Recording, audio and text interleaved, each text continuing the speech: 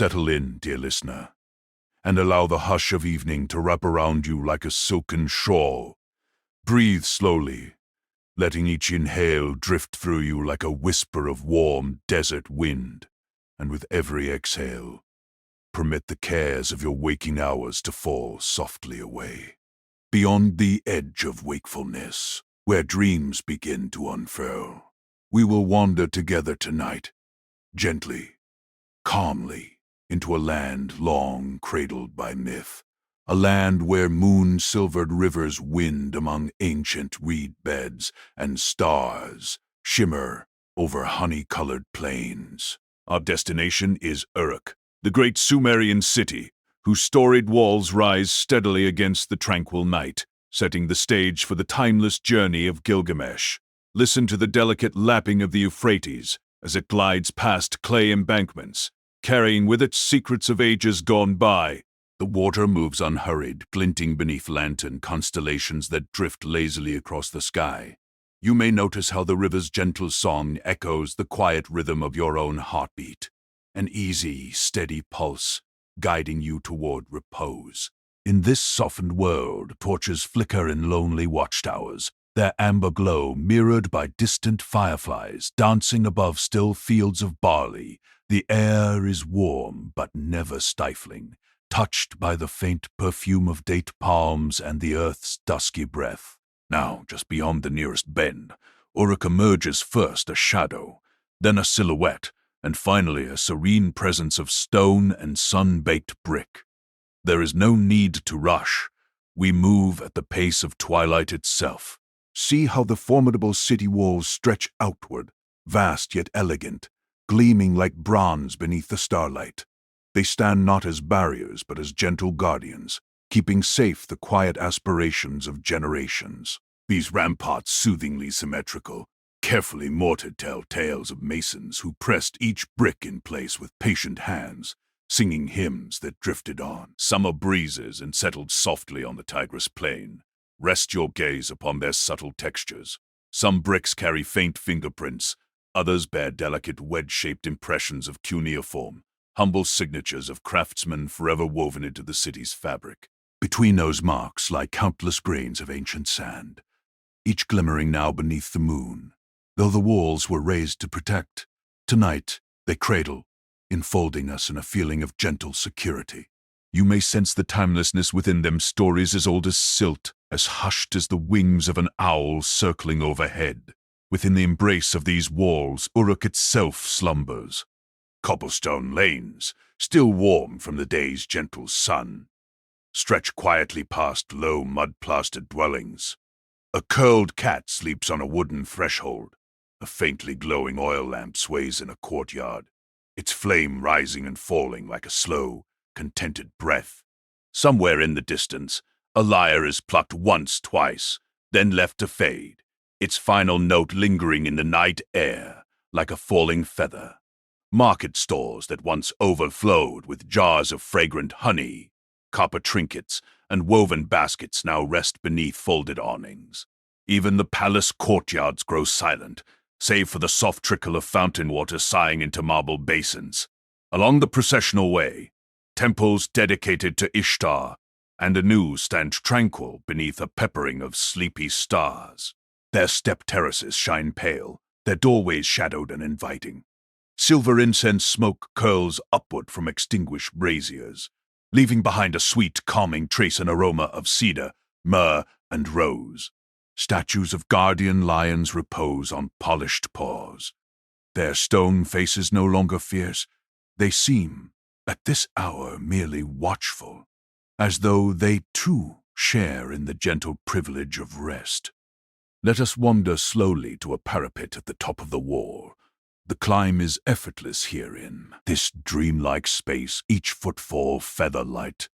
Once above, we may lean upon the cool stone and gaze outward. Beyond the city's ring, the desert stretches in soft ribbons of silver and sable. Far on the horizon, the faint glow of distant campfires flickers like little lullabies of flame, tending to travelers who, like us, find solace beneath a listening sky. Here, time unspools in a leisurely arc. hours loosen, then drift away entirely. The centuries themselves begin to blur as though painted in watercolors and washed with gentle rain. You may feel a subtle shift in awareness that the stories resting inside these walls are not bound to just one night or one lifetime. They float freely, alighting wherever calm hearts are ready to receive them. We find ourselves at the cusp of legend, poised softly between the real and the remembered, lulled by the shared hush of generations. Tonight we look upon these walls not solely as silent stone, but as a patient listener, holding within each brick the opening strains of an epic. Soon, within these very streets, a young king named Gilgamesh will stride half mortal, half divine, powerful, restless, and yearning for meaning. Yet for now he lies dormantly in the folds of time, stirring only faintly like an unfinished dream. His footprints wait to be impressed upon sunlit avenues. His voice waits to echo between temples and gardens. In this lull before the tale, you may sense his presence almost like a distant heartbeat, a rhythmic, steady thrum warming the night without disturbing its peace. So breathe again, slow and deep. Feel the cushion of twilight holding you in suspension.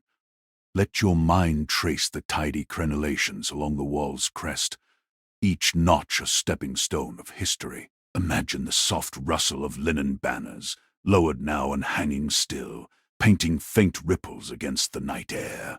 Picture torchlight, reflected in delicate pottery jars that line the rampart, their bellies tinted amber, their shadows stretching like sleepy cats.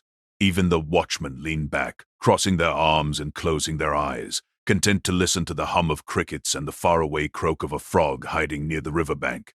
And while you linger here, wrapped in the hush of Uruk, consider the thread that binds all who have stood upon these walls. A quiet wonder at the vastness beyond, and a tender curiosity about what lies within. Yes, these stones once stood witness to triumph, and to sorrow, to laughter, and to lament.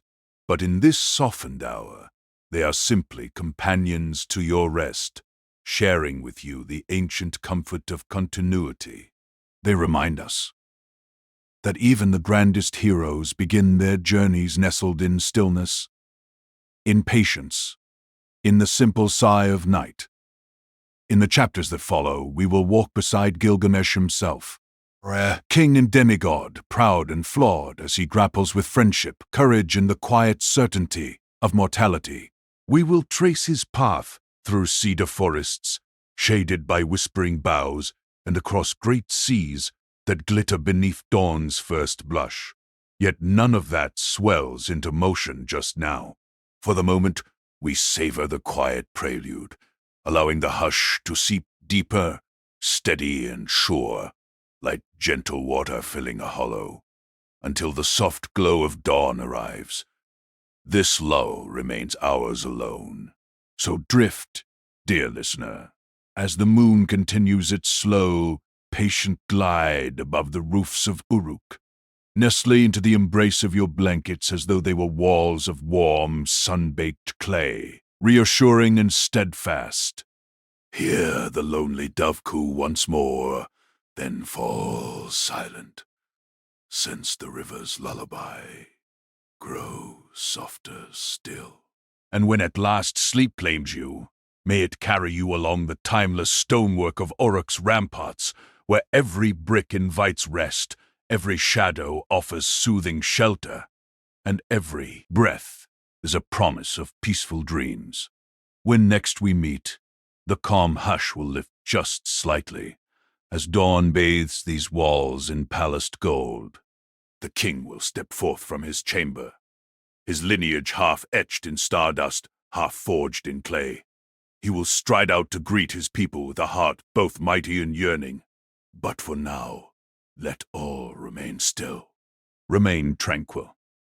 Rest easy. The world of Gilgamesh waits patiently, guarded by the gentle walls of Uruk.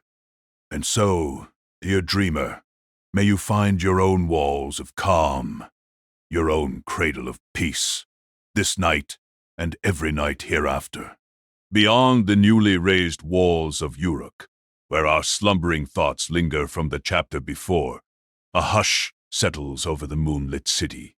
The great bricks, described in whispered tones just moments ago, still glow with the warmth of sun-baked clay. We feel their steady presence, their ancient reassurance, and we sense the rhythm of life breathing softly within the streets. From this tranquil vantage, we glide ever so gently toward the heart of the tale, to meet the one who strides through those avenues like a restless dream given form, Gilgamesh, king and demigod, both radiant and flawed. Let us drift, unhurried, through the palace gates. The night air brushes our cheeks like silken river mist, carrying faint echoes of lyres, muted footsteps of priests, and the unending lullaby of the Euphrates as it winds past gardens of date palms and cypress. Stone courtyards spread before us, cool and glistening beneath the stars. In their center stands a single cedar column, smooth as moonlight, reminding us of distant forests and the promise of quests yet to come. Around this column, stories gather like fallen petals, and the first of these stories tells of birth, lineage, and the delicate braid of divine and human fibers that weave through the king's heart. Ninsun, holy lady of the wild cows, goddess of wisdom, keeper of dreams. Picture her poised at dawn, veiled in gentle clouds of incense, watching over city walls in quiet devotion. The gods bestow upon her a grace as calm as deep water, and that grace will pass into the child she bears. Close beside her stands Lugalbanda, remembered in songs as a hero of her earlier days, whose courage lingers like a faint perfume in the corridors of memory. From their union arises Gilgamesh, 2/3 divine, 1/3 mortal, a ratio whispered through time like a riddle on a breeze. Imagine, if you will, the first breath of the infant prince. The nursery lies bathed in soft twilight, palm frond fans stirring the air with feather-light strokes.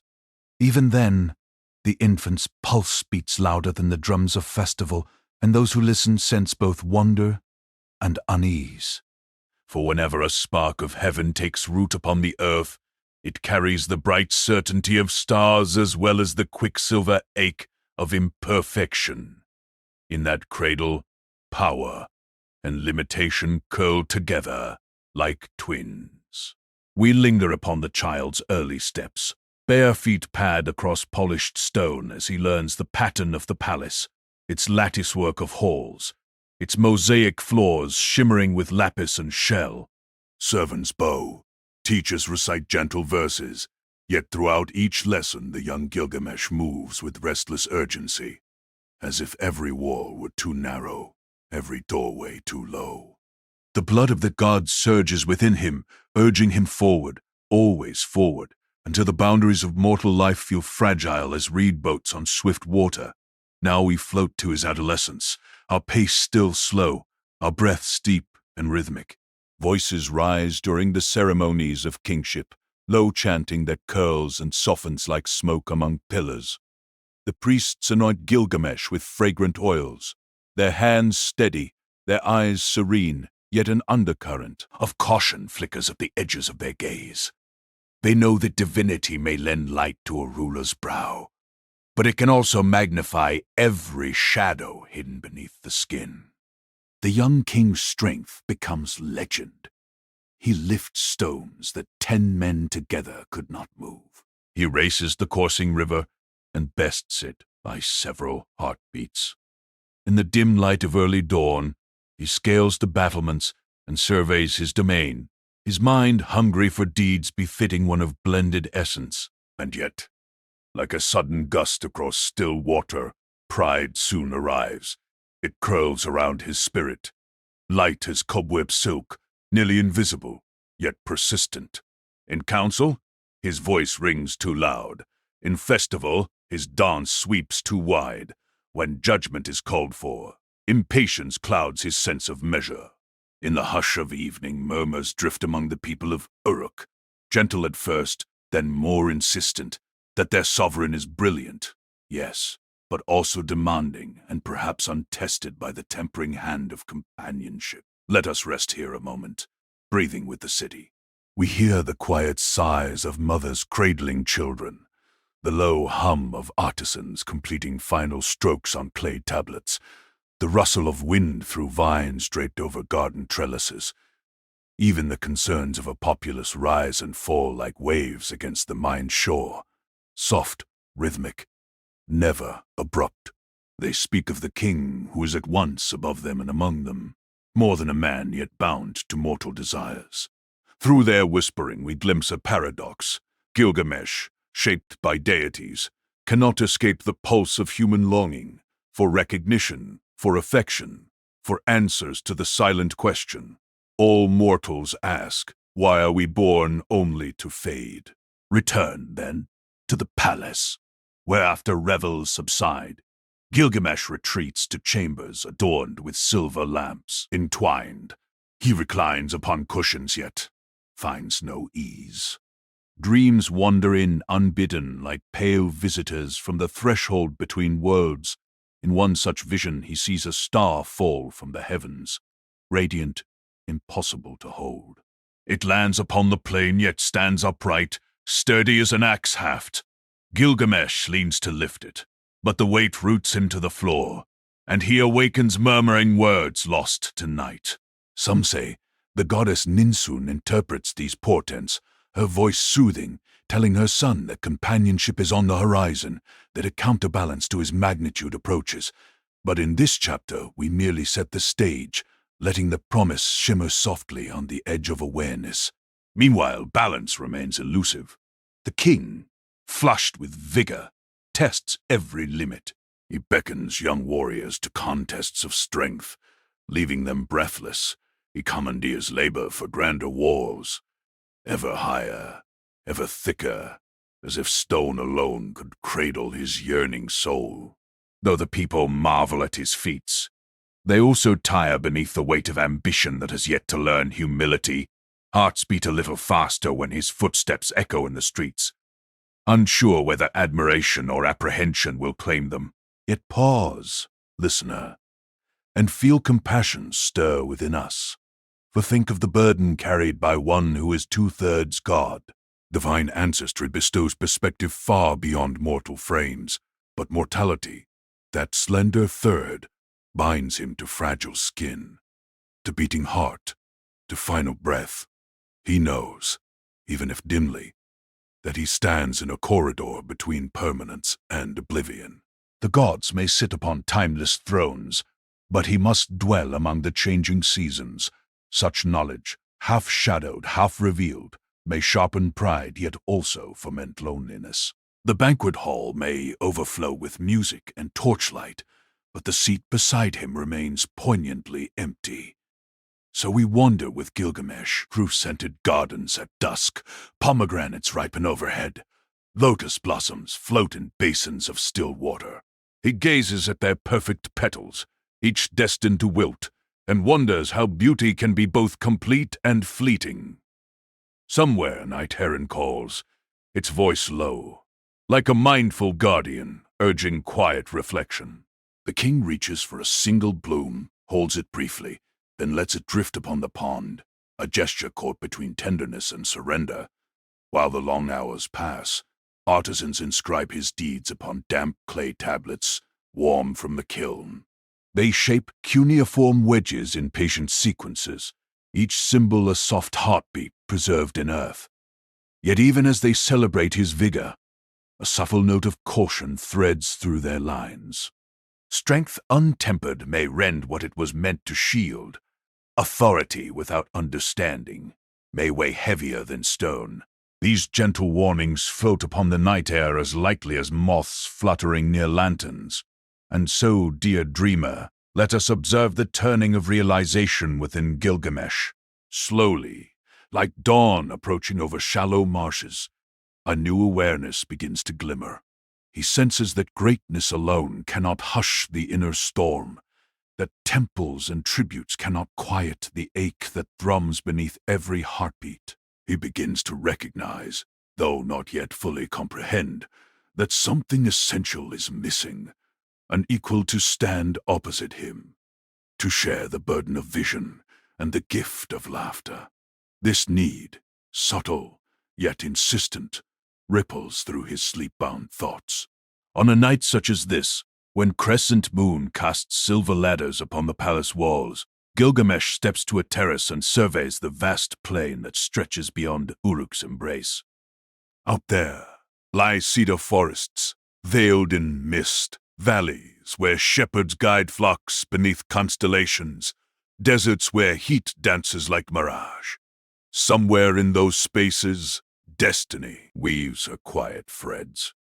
He closes his eyes, and the breeze carries scents of distant grasses, hinting at a figure running free, hair tangled by wind, limbs strong as untouched stone.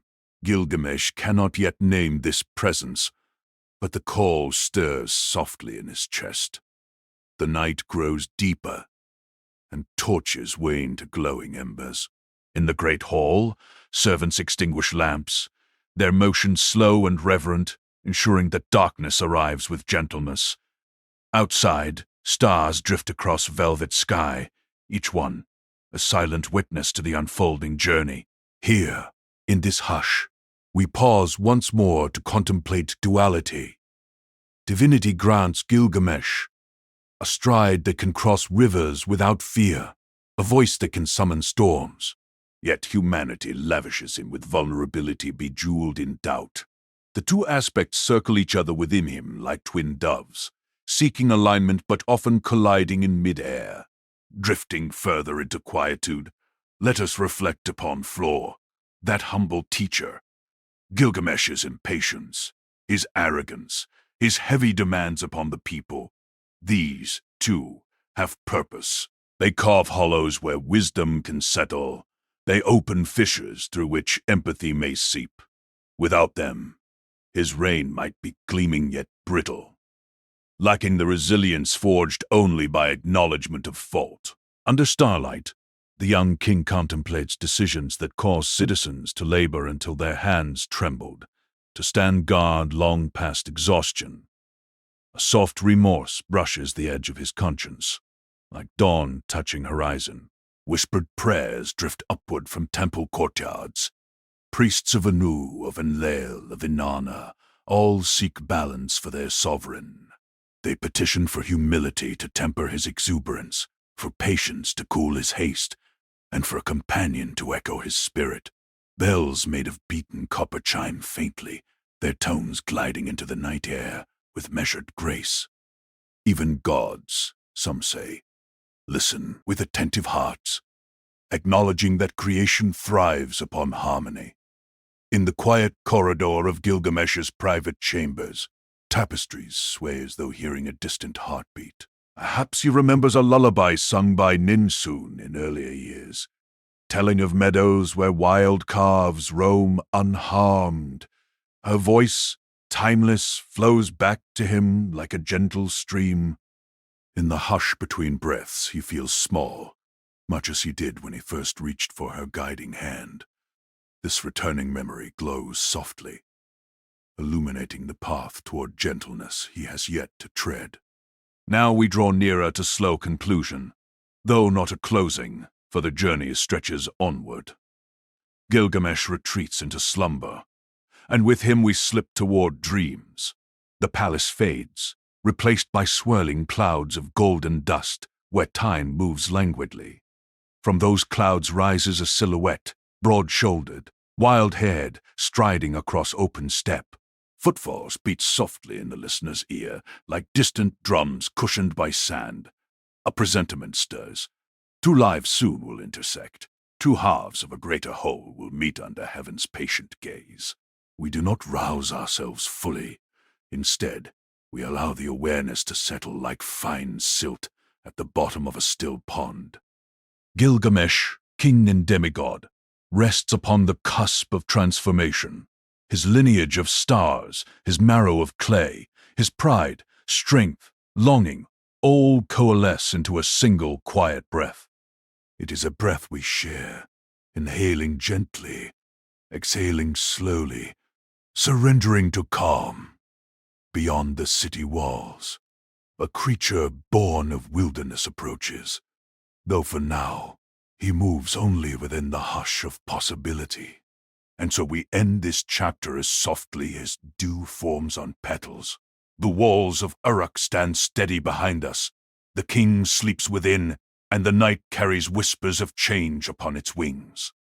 In the chapter that follows, we will slip beyond the cultivated avenues and into untamed plains to watch the shaping of Enkidu, wild man, mirror, and friend, and to witness how companionship softens divinity, refines strength, and guides a restless heart toward harmony.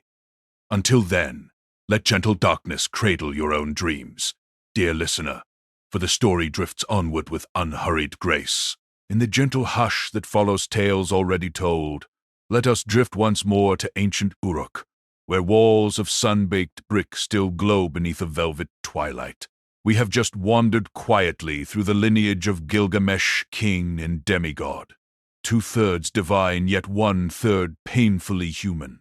We felt the slow pulse of his restless heart, heard the murmur of his subjects' prayers, and sensed the weight of his own untested greatness.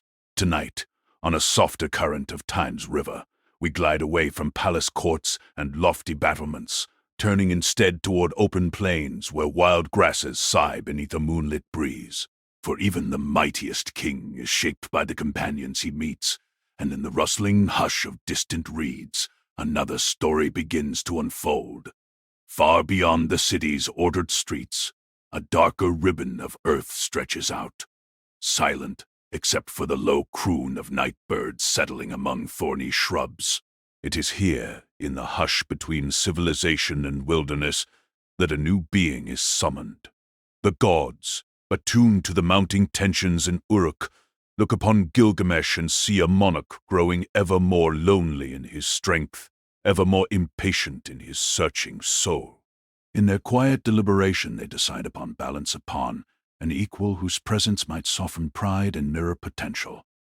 And so, under a sky powdered with drifting starlight, they fashion a figure from clay dark as rain-soaked soil, molding sinews and limbs imbued with the fragrance of earth after gentle storms. The winds breathe deep into his lungs, rivers lend fluid strength to his frame, and the wide horizon whispers freedom into his first heartbeat. Thus is Enkidu born, wild as dawnlight across untended plains, innocent as deer bows at pools untouched by human hand. From the first soft steps of early life, Enkidu moves in harmony with creatures of fur and feather. Antelope graze beside him without fear. Lions nuzzle sleepily, finding no threat in the curious echo of his quiet song. By dusty rivers he drinks from clear shallows, his reflection rippled by darting fish, his hair tangled like damp reeds that sway beneath easy currents. He knows nothing of walls or markets or crowns weighed down by jeweled expectation. Instead, he knows the rustle of wings at daybreak, the earthy perfume of roots freshly torn up by boar, the hush of star-swept darkness when all living hearts slow to the same gentle tempo. In this unfolding stillness, he is both guardian and child of untamed realms as natural as the wind that combs the steppe. Seasons glide past with languid patience. Rains arrive in silver veils, soaking the ground until blossoms yawn awake. Summer heat hovers like a soft, shimmering mirage. Winter drapes itself in pale quietude. All the while, Enkidu thrives among the cycles, feet bare and sure upon yielding soil. Yet human paths trace near his roaming ground, and so a moment of hidden entanglement approaches. Along the borderlands, a solitary trapper, his eyes keen beneath a tired brow, watches in startled wonder as his carefully laid snares are sprung night after night by unseen hands, or rather, by hands that set every creature free. He glimpses a silhouette at dusk, tall, untamed, crowned with curling hair, body clothed in nothing but the dusk's warm shadows. Fear and awe mingle within the trapper's chest, for never has he beheld a man so near to nature's raw heart. Unable to comprehend, He travels the dusty road to Uruk, seeking counsel in the halls of the wise, in those chambers of polished stone and flickering oil lamps. The trapper's tale finds its way to King Gilgamesh. Words spread like silent ripples. A being of uncanny strength roams the wild, dismantling the hunter's craft, living among gazelles as their brother. Gilgamesh, still restless in night-bound hours, hears this news like the low toll of a distant bell. Perhaps this wild man is the answer he himself does not yet know. He seeks an equal destined to challenge, to reflect, to understand. And so the trapper is sent back, accompanied by Shamhat, a temple priestess, whose presence is a gentle bridge between Earth's innocence and human grace. The journey returns them to the grassy fringes where Enkidu's footfalls whisper through dew-dressed clover. Shamhat, patient and calm, sits upon a flat stone warmed by midday sun, letting soft melodies fall from her lips like petals drifting upon water. Enkidu, drawn by curiosity more than want, listens from the shelter of acacia branches. There is no sudden clash, no thunderous confrontation, only the slow flowering of awareness as the distance between them gently closes. Shamhat's voice is mellow as honey poured in lamplight. Her stories speak of hearths glowing through twilight windows, of bread's comforting aroma, of laughter weaving through the lanes of Uruk. Each word arrives on a breeze that brushes Enkidu's heart, stirring new hunger, not of the body alone, but of connection, of shared warmth, of belonging somewhere beyond the grasses. Days unfurl like soft ribbons. Shamhat teaches the wild man how to sit beside a fire without fear, how to taste bread's mild sweetness, how to let fermented barley's dark gold glide smoothly across a curious tongue. With every sip of beer, with every crumb of crust, Enkidu feels the stirrings of another self-awakening, a self who might one day stand beneath high stone arches and call them home. The animals of the plain, sensing a subtle change, keep their distance in respectful silence.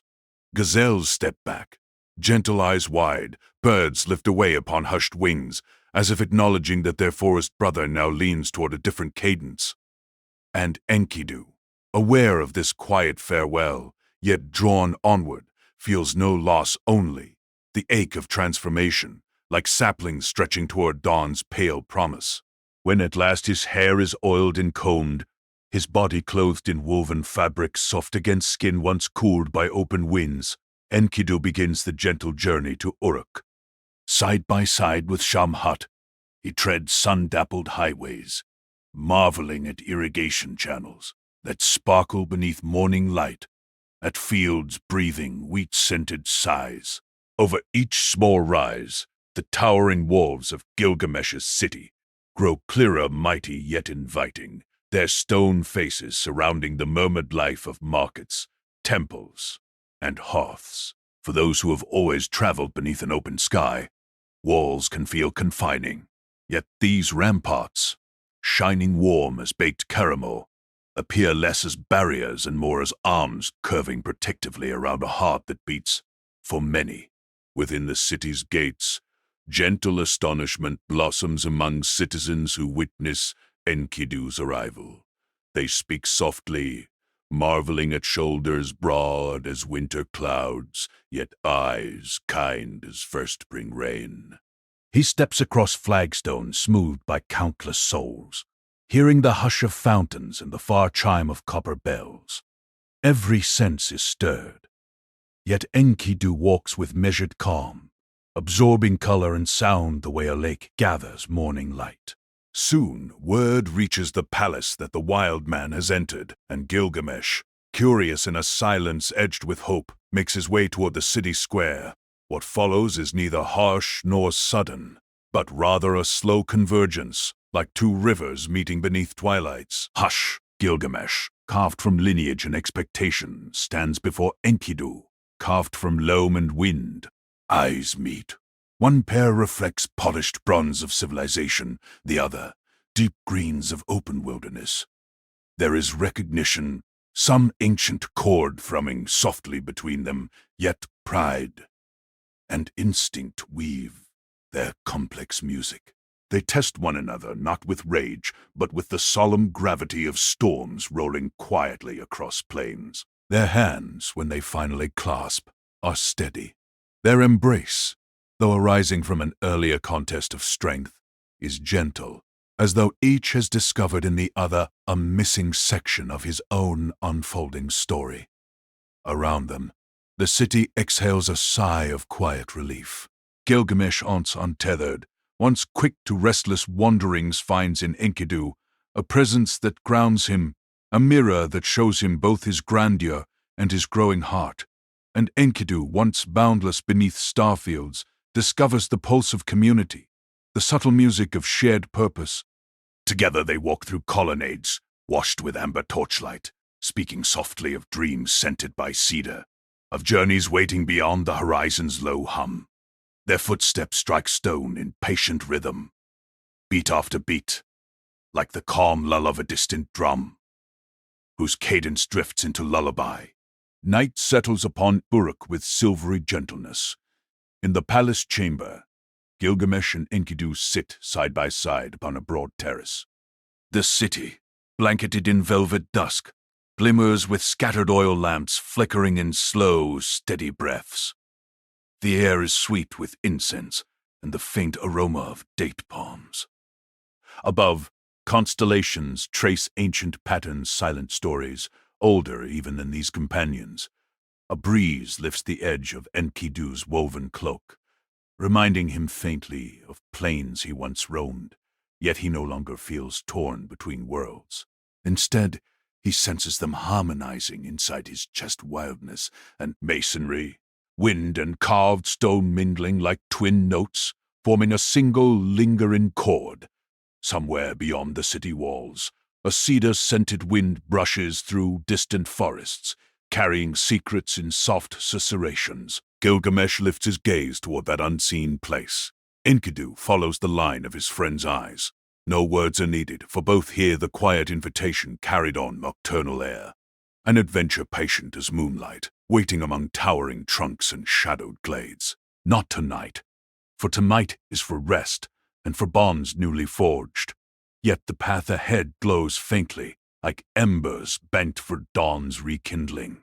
As the two heroes sit in tranquil companionship, the forest breathes out a lullaby of leaf and bark and promise, and the listeners feel themselves drifting not toward danger, but toward the possibility that courage, too, can flow from stillness.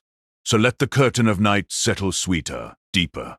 Let Enkidu's laughter, soft as rustling wheat, mingle with Gilgamesh's thoughtful hum. Let friendship's first bloom unfurl in slow time, releasing calm fragrance into dreaming minds. And while the cedar forest waits beyond, while challenges quietly arrange themselves beneath its cool green canopy, for now we rest within this gentle meeting where clay and royalty, wilderness and city have joined hands in quiet accord. In the coming chapter, footsteps will begin to move beneath towering branches, but for now, linger in this hush. Breathe with the heroes as they breathe, and allow the tranquil sweetness of newfound companionship to cradle you safely into sleep. Drift with me now, gentle listener, upon the lingering hush that settles after creation and companionship have found their first deep breaths. In the previous whispering chapter, we watched the wild man Enkidu cross the soft, dividing line between untamed wilderness and shimmering civilization, and we felt the quiet joy of friendship bloom beside the sacred walls of Europe. That friendship, still tender yet strong as a cedar's trunk, continues to cradle our story tonight, swaying calmly under starlight. Let the embers of that memory glow dimly in your mind, casting only a tranquil warmth as we slowly turn our attention to the next subdued ripple in the vast river of the Epic of Gilgamesh. Around us the night is wide and patient, and the silver hush of distant constellations descends upon the two heroes, King Gilgamesh, carved of courage and curiosity, and Enkidu, woven of earth, steady heartbeat. Their bond, born of mutual respect, rests like a quiet campfire between them, flickering but never blazing too bright. Within that ember-kissed stillness, a thought arises in Gilgamesh, delicate as first light, the yearning to walk beyond familiar walls, to touch wonders rumored in hushed stories, and to shape his own legend with measured hands. Enkidu, feeling the subtle hum of destiny entwined with his friends, listens, and the ensuing agreement takes its shape as gently as evening fog. The destination, dear dream traveler, is the cedar forest, an ancient realm where aromatic trunks reach upward in solemn grace, their needles capturing sighs of wind rather than shrill gusts. It is said that these trees were planted by the gods themselves, watered by clouds of incense and protected, with calm but unwavering vigilance, by a singular guardian named Humbaba. Imagine Humbaba now only as a distant murmur, neither monstrous nor wild in our midnight telling, but rather a presence like a low drumbeat at the edge of perception, reminding mortals of divinity's threshold. In this gentle vision, threat softens into reverent awe, so our hearts might stay serene. Preparations unfold unhurriedly, seeking blessings more than permission. Each elder, hair silver as moonlit feathers, lifts a hand in quiet farewell, urging caution. The prayers they offer drift upward like lazy smoke, settling upon the hero's shoulders in silent protection. Even the goddess Ninsum, mother to Gilgamesh, lingers in a courtyard of dappled shade, anointing her son, a newly beloved Enkidu, with lullaby words. Her voice hums like a distant harp, promising that the path, though long, will unfold as softly as thread unspooling from a loom. Time glides forward on the hush of dawn, and the companions step beyond Uruk's gate. Sand cool beneath leathered feet, air sweet in pre-dawn stillness. They begin a measured journey. No clashing armor, no echoing fanfare disturbs the fragile calm. Instead, each footfall is deliberate, each breath synchronized with the others, creating a soothing rhythm, a tandem heartbeat that lulls even the stones into quiet acceptance. The sun slides up shyly, painting dunes with watercolor pastels, and the heroes share silent smiles, content without need for hurried words. Days stretch like placid rivers. The travelers move through soft, dream-dimmed valleys where reeds sway like slow metronomes, guiding their pacing. At night, they camp beneath wide shoals of stars. Gilgamesh tells gentle tales of his childhood, of palace corridors echoing with courtly whispers, while Enkidu recalls the kind murmur of grass beneath his prior, unshod feet. Their voices, low and steady, weave a hammock of intimacy, allowing their bodies and souls to rest in mutual trust. And always, in the distance, the cedar forest waits, not menacing, not urgent, but patient as mountains, its fragrance already a faint memory in the making. When at last the threshold of that forest appears, it does so like a soft curtain drifting aside. The cedar trunks rise high, yet their heights inspire wonder more than alarm. Light filters down in muted beams, gilding moss and bark with gentle gold. Gilgamesh and Enkidu pause to breathe in a scent rich, resinous, and comforting, reminiscent of ancient libraries and quiet chapels. Here, the beating of the heart becomes a subdued drum. Here, thought slows to match the lazy sway of branch and leaf. Yet humbly tucked within these tranquil groves dwells the guardian Humbaba. Think of him, dear listener, not as a sudden roar or a creature of nightmares, but as the very hush of the forest personified. In clay tablets, scribes spoke of blazing eyes and a face fashioned from coiling entrails. But tonight, let us smooth those harsh edges. Humbaba is a dust-colored figure who moves like mist among the trunks, whose voice is as low as distant thunder that never quite breaks. He stands not in hunger, but in duty to preserve celestial craftsmanship, to keep the cedar columns upright so stars may lean upon them. The meeting of heroes and guardian arrives like the slow closing of a book's silken cover. Gilgamesh and Enkidu step into a clearing washed with soft turquoise shadow. Humbaba, sensing respectful approach rather than intrusion, allows the heaviness of absolute defense to loosen. Words pass between mortals and sentinel in hushed currents, almost more vibration than spoken sound. Gilgamesh offers acknowledgement of divine planting. Enkidu speaks of soil he once knew intimately. And Humbaba, grave yet unhurried, replies that power entrusted must be tested, that intention must be weighed just as calmly as purpose. Thus the trial does not burst forth in clangor. Instead, it unfolds like a slow dance beneath swaying crowns. Gilgamesh balances courage with deference. Enkidu tempers strength with earthborn wisdom. Humbaba circles them at a dignified pace, massive steps padding on moss without jolt. Every movement is measured, like Tai Chi beneath moonbeams. Blades are lifted, but their arcs shimmer in languid suspension, meeting bark and air with resonant melodic chimes.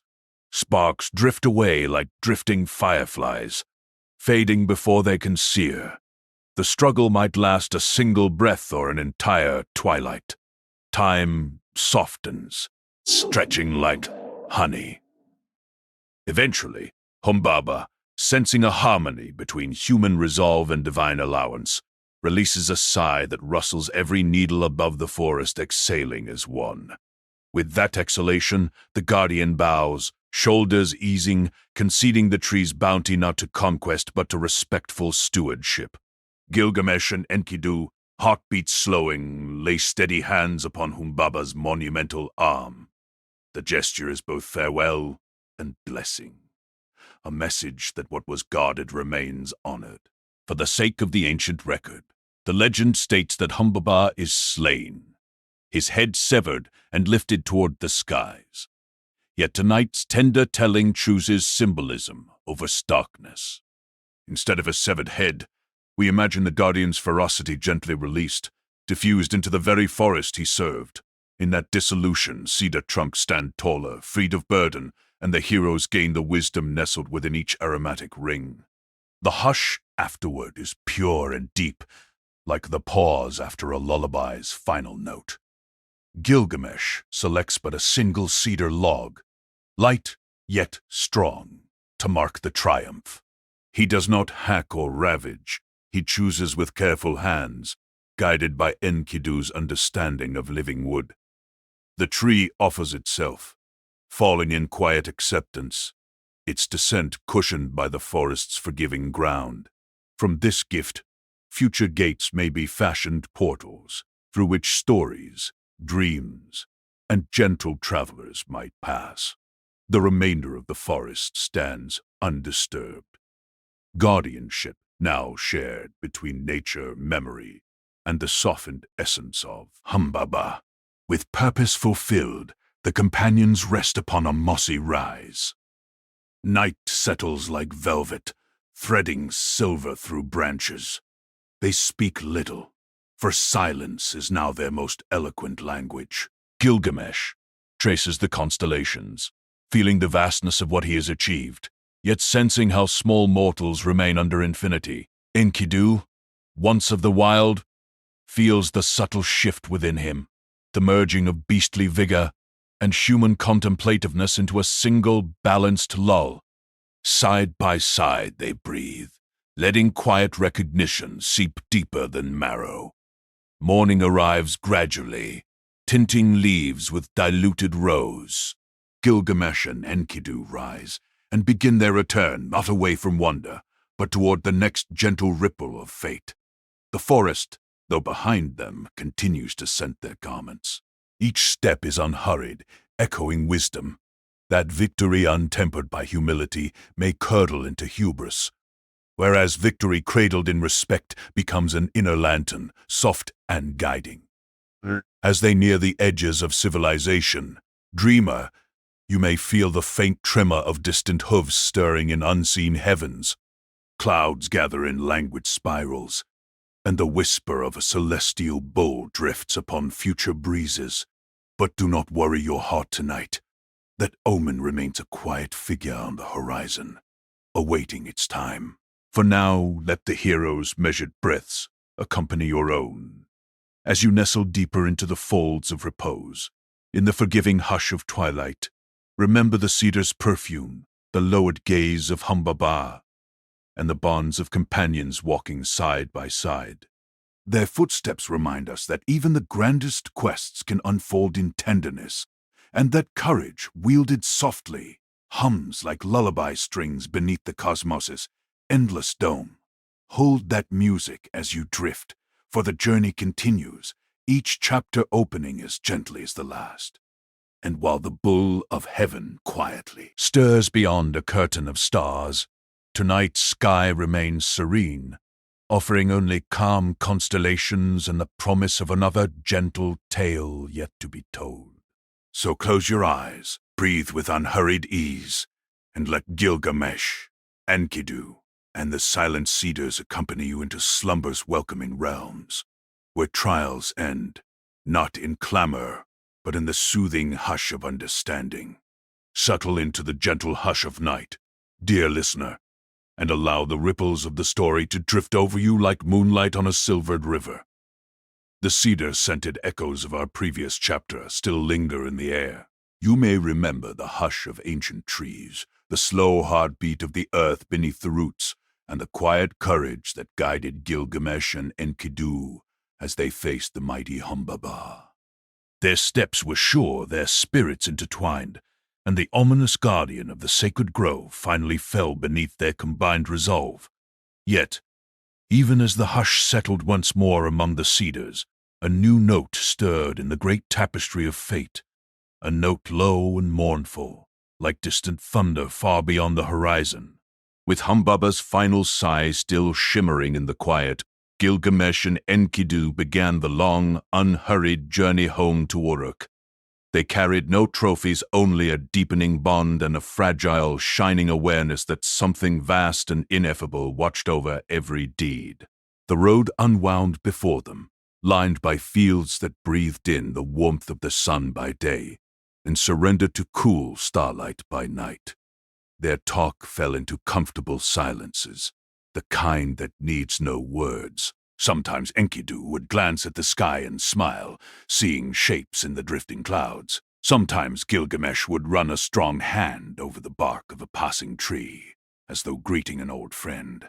And always, just at the edge of hearing, there was the murmur of destiny, gentle yet firm, beckoning them onward. At last, they reached the proud walls of Uruk walls that Gilgamesh himself had ordered shaped from clay and dreams. The city welcomed them in hushed delight, its people awed and grateful. Dusk gathered around the marble and mud brick, softening every edge, turning every lantern into a little ember of wonder. Musicians plucked strings, but softly, softly, so that no note stirred the night to wakefulness. The queenly temple of Ishtar stood tall, its doors veiled in twilight, and in the hush of the courtyard the goddess herself observed all that transpired, her eyes aglow with curiosity. There, beneath the mellowing sky, Ishtar beheld Gilgamesh, hero of heroes, a figure half divine, half mortal, woven through with the restless fire of youth. A slow stir of admiration blossomed in the goddess's heart, and she stepped forward, robes like the shimmer of rose petals at dawn. With gentle poise she addressed Gilgamesh, offering love, favor, and celestial gifts beyond mortal measure. She promised a harvest of blessings wider than any horizon he had ever known, if only he would be hers. The city held its breath. Even the hush of twilight seemed to wait. But in the mind of Gilgamesh, there lingered a dream that was still too young, one that yearned for distant horizons and unmeasured freedom. He felt the goddess's gaze like warm sunlight, but his spirit, though grateful, could not accept that dazzling bond. He spoke respectfully, yet firmly, of how her affections had waned in the past, how mortal hearts that once beat for her had fallen into grief. His words were measured, not mocking, and the city listened in silence. Still, even gentle refusal can ripple the calmest pool. Ishtar turned away, her disappointment like a soft clap of thunder muffled among clouds. She ascended to the heavens on footsteps of mist and petitioned Anu, her father, ruler of the sky, to lend her the bull of heaven, a being vast, a storm, ancient as the first rumble of creation, and brimming with celestial might. It was vengeance she sought, a lesson for the mortal king who had dared to stand apart. Yet up above, even among the gods, there is a hush that honors balance. Anu hesitated, concerned that unleashing such power might tilt the world upon its fragile axis. Ishtar's resolve, however, was like a steady rain, persistent, sorrowful, cleansing. With a sigh, the sky parted. The bull of heaven slipped through, soundless as a shadow, yet heavy with cosmic weight. Down in Uruk, the air changed. It was not a wild alarm, but a slow deepening of silence. Birds pausing mid-song, the river holding its breath, mothers drawing children close with gentle hands. In that hush, the bull of heaven touched the earth. Imagine, if you will, a prison so vast that one feels it more than sees it, like feeling the tide tug at your heart when you stand upon the shore. Its hide shimmered with starlight, and each exhale stirred the dust into swirling galaxies at its hooves. But still, let us keep our voices calm. Though the bull's power was formidable, the night unfolded like soft velvet, cushioning every tremor. Gilgamesh and Enkidu stepped onto the quiet streets, the slow cadence of their breathing steadily anchoring the city's heartbeat. They felt no need to rush, for haste can shatter calm. Instead, with deliberate grace, they advanced toward the creature, drawing near as one approaches a dream aware it might unravel if clasped too tightly. The bull lifted its gaze, dark eyes reflecting constellations, long vanished from mortal memory. Between hero and divine beast there hovered a silence older than any language. Enkidu, he spoke to Gilgamesh in a voice that was more a murmur than a command. We shall not meet force with fury, but with steady hearts. And so, in unspoken accord, they circled the bull, their footsteps forming patterns calm ripples across a still pond. Each breath they took became a quiet prayer, each movement a tranquil offering to the night. The bull shifted, and the ground quivered beneath open sky. A gentle cloud of dust rose around its hooves, yet even the dust fell slowly, as though reluctant to disturb the hush. When the moment finally arrived, Gilgamesh laid a hand upon the bull's massive flank, the warmth of his palm meeting celestial hide. Enkidu grasped the creature's horn, guiding its gaze away from the fragile homes and gardens of Uruk.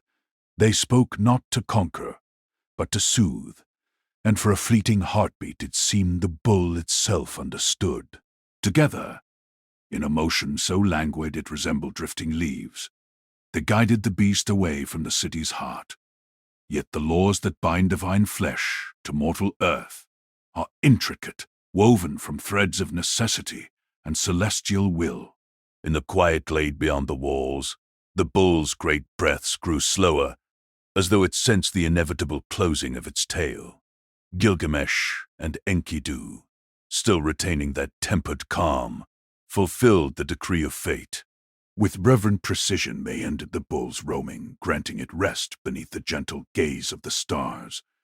Its spirit billowed upward like mist, joining the constellations from whence it came, leaving behind only the hush of a world just saved from devastation. Uruk exhaled. Lanterns flickered in relief, their light swaying like reeds in a breeze. The people remained hushed, for night had not yet relinquished its claim, and the heroes themselves felt no triumphal roar rising in their throats. only the hush after a storm that never quite broke. They washed their hands in still water, and the water welcomed them with tiny ripples that glittered under moonlight. There was a peace, fragile as dew, resting upon every surface. But peace, like moonlight, is a visiting thing.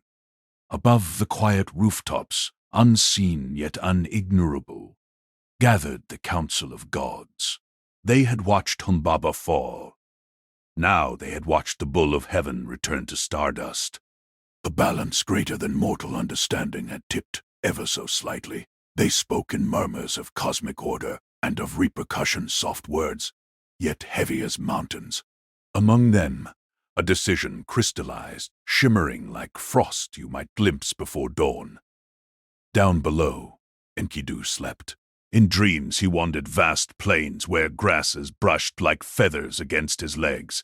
Yet from the curve of the horizon rose a gate fashioned from shadow and rumor, a threshold none may cross unchanged. His heart, attuned to the subtle secrets of the wild, shivered with foreboding. Gilgamesh, in a nearby chamber, stirred in his own slumber, as though hearing a call muffled beneath layers of velvet night. Neither fully woke, for it was not yet time. The city, too, dozed on, unaware of the quiet council that weighed mortal deeds on immortal scales. When dawn came, it came gently, tiptoeing across rooftops with rosy feet. The sun found Gilgamesh upon the city wall, eyes turned toward the horizon, yet seeing something farther than sight alone can reach. In the cool hush of early morning, he remembered the bull's fading breath, the soft arc of its spirit ascending. He recalled Ishtar's saddened face, and perceived, as though from a great distance, the faint tremor of divine disapproval. Still, morning wrapped him in calm gold, and for a time he rested in that warmth, letting its silence settle deep into his bones. Enkidu joined him there, leaning on the parapet, exchanging quiet words. They spoke of balance, of how victory bears a cost that is not always visible at once. They spoke of dreams they could not quite remember, shaped like twilight and edged with distant sorrow. Yet through all their thoughts, their voices remained hushed, mindful of the city waking gently below. They promised to meet whatever came with the same unhurried courage that had guided them through cedar shadows and starlit streets. Thus the sun climbed, and the day unfolded its soft layers of sound markets, beginning to murmur, fountains offering their steady lullaby, doves cooing from hidden alcoves. But beneath each familiar note thrummed an unseen chord, low and persistent, hinting at paths yet to be traveled. For the gods, once stirred, seldom returned swiftly to silence. Their gaze lingered still upon Uruk, and upon the two friends who had dared shape the edges of destiny with mortal hands. And so, gentle dreamer, we let this chapter rest here, like a leaf floating upon a calm pool. Gilgamesh and Enkidu stand bathed in the mellow light of morning, unaware of how swiftly the shadows lengthen when afternoon draws near.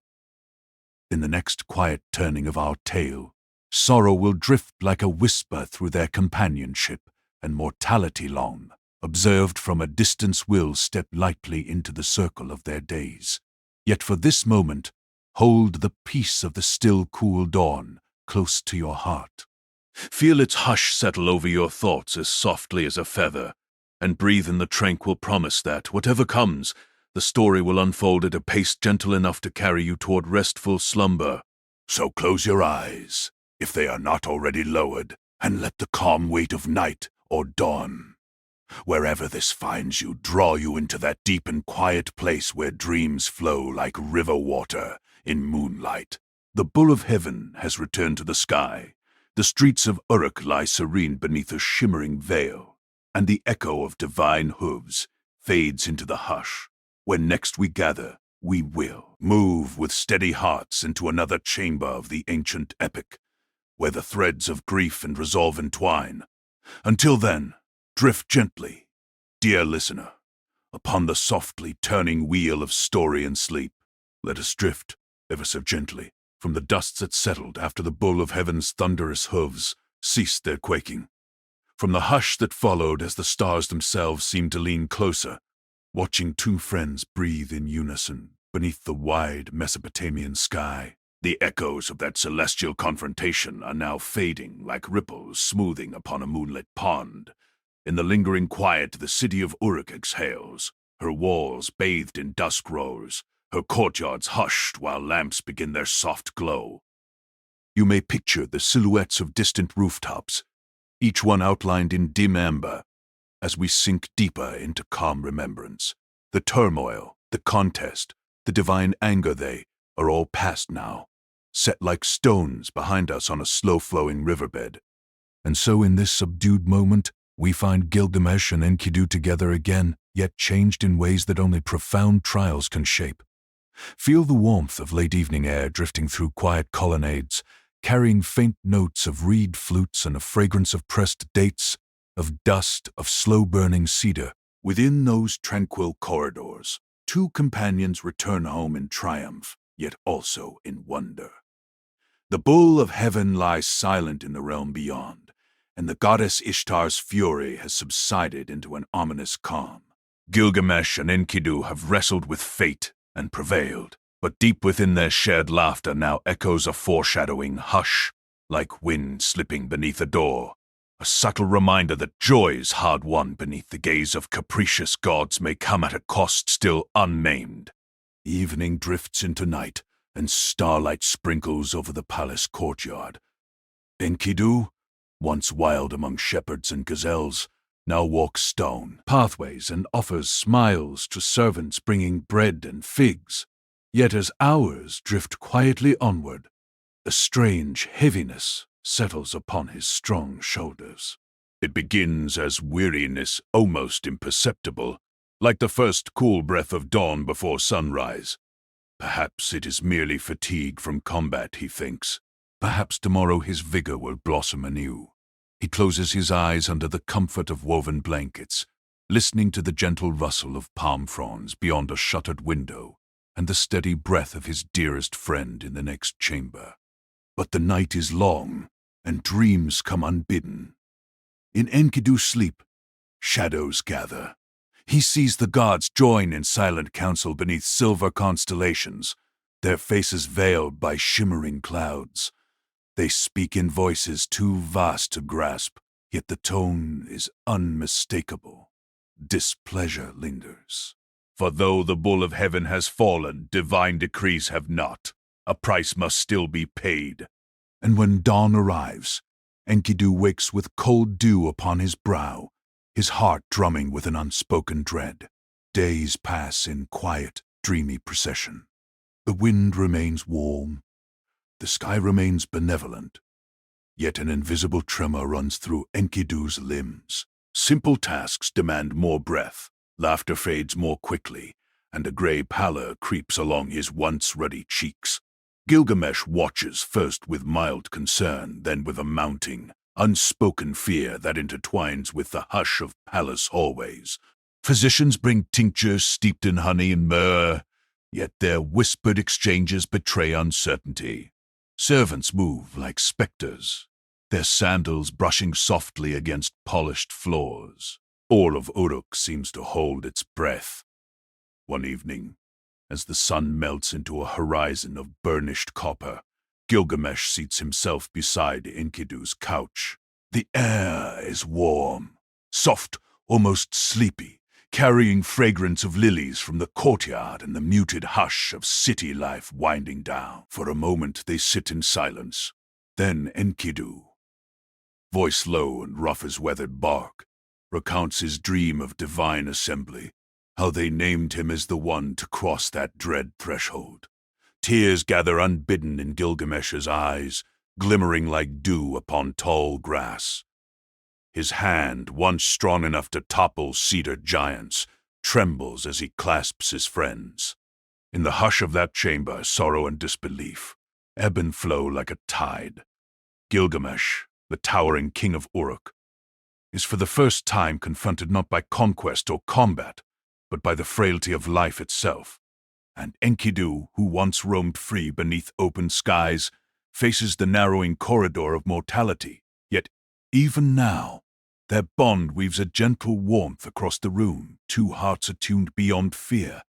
Their friendship a quiet melody that the gods themselves pause to hear. Days lengthen into weeks, each one gentler, each one dimmer, as though the sun's radiance were filtering through a gauze of sorrow. Spring blooms outside garden walls, soft blossoms, unfurling in fragrant cascades yet within. Enkidu's breath turns thin, his voice a hushed thread borne upon the wind.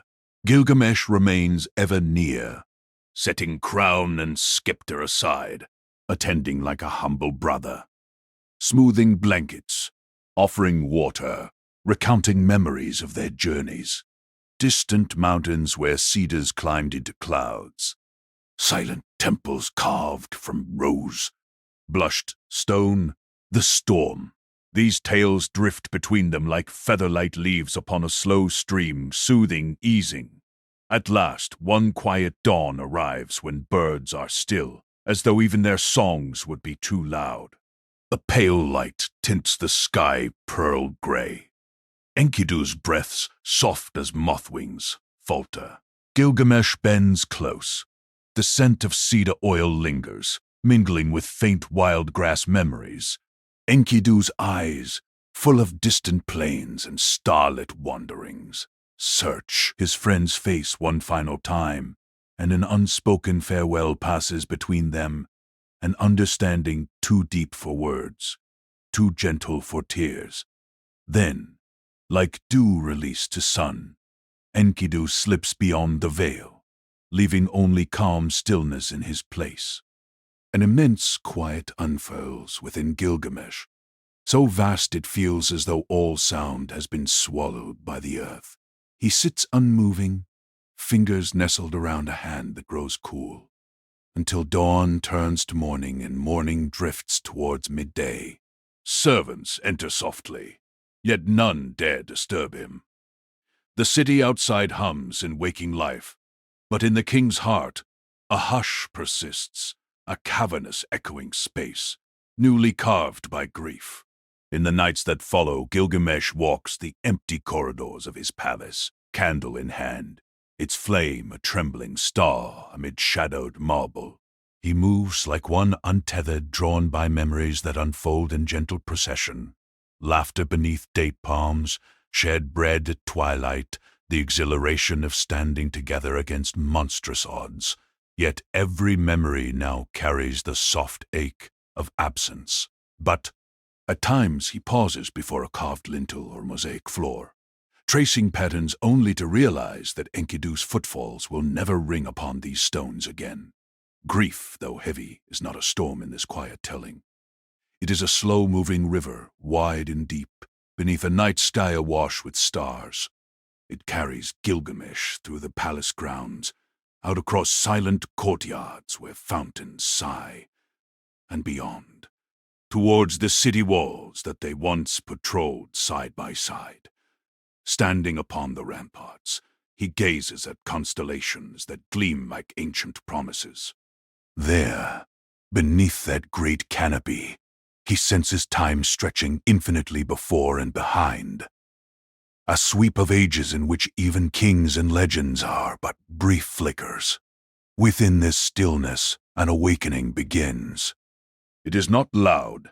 It stirs like dawn behind closed eyelids. Gilgamesh realizes that the dread which took Enkidu waits for all mortals, that life is bounded by a horizon none can overleap. Yet some whisper inside him quiet, insistent speaks of a path that may yet be walked, a quest that could press beyond ordinary limits. Might there be a way to meet the shadow and return?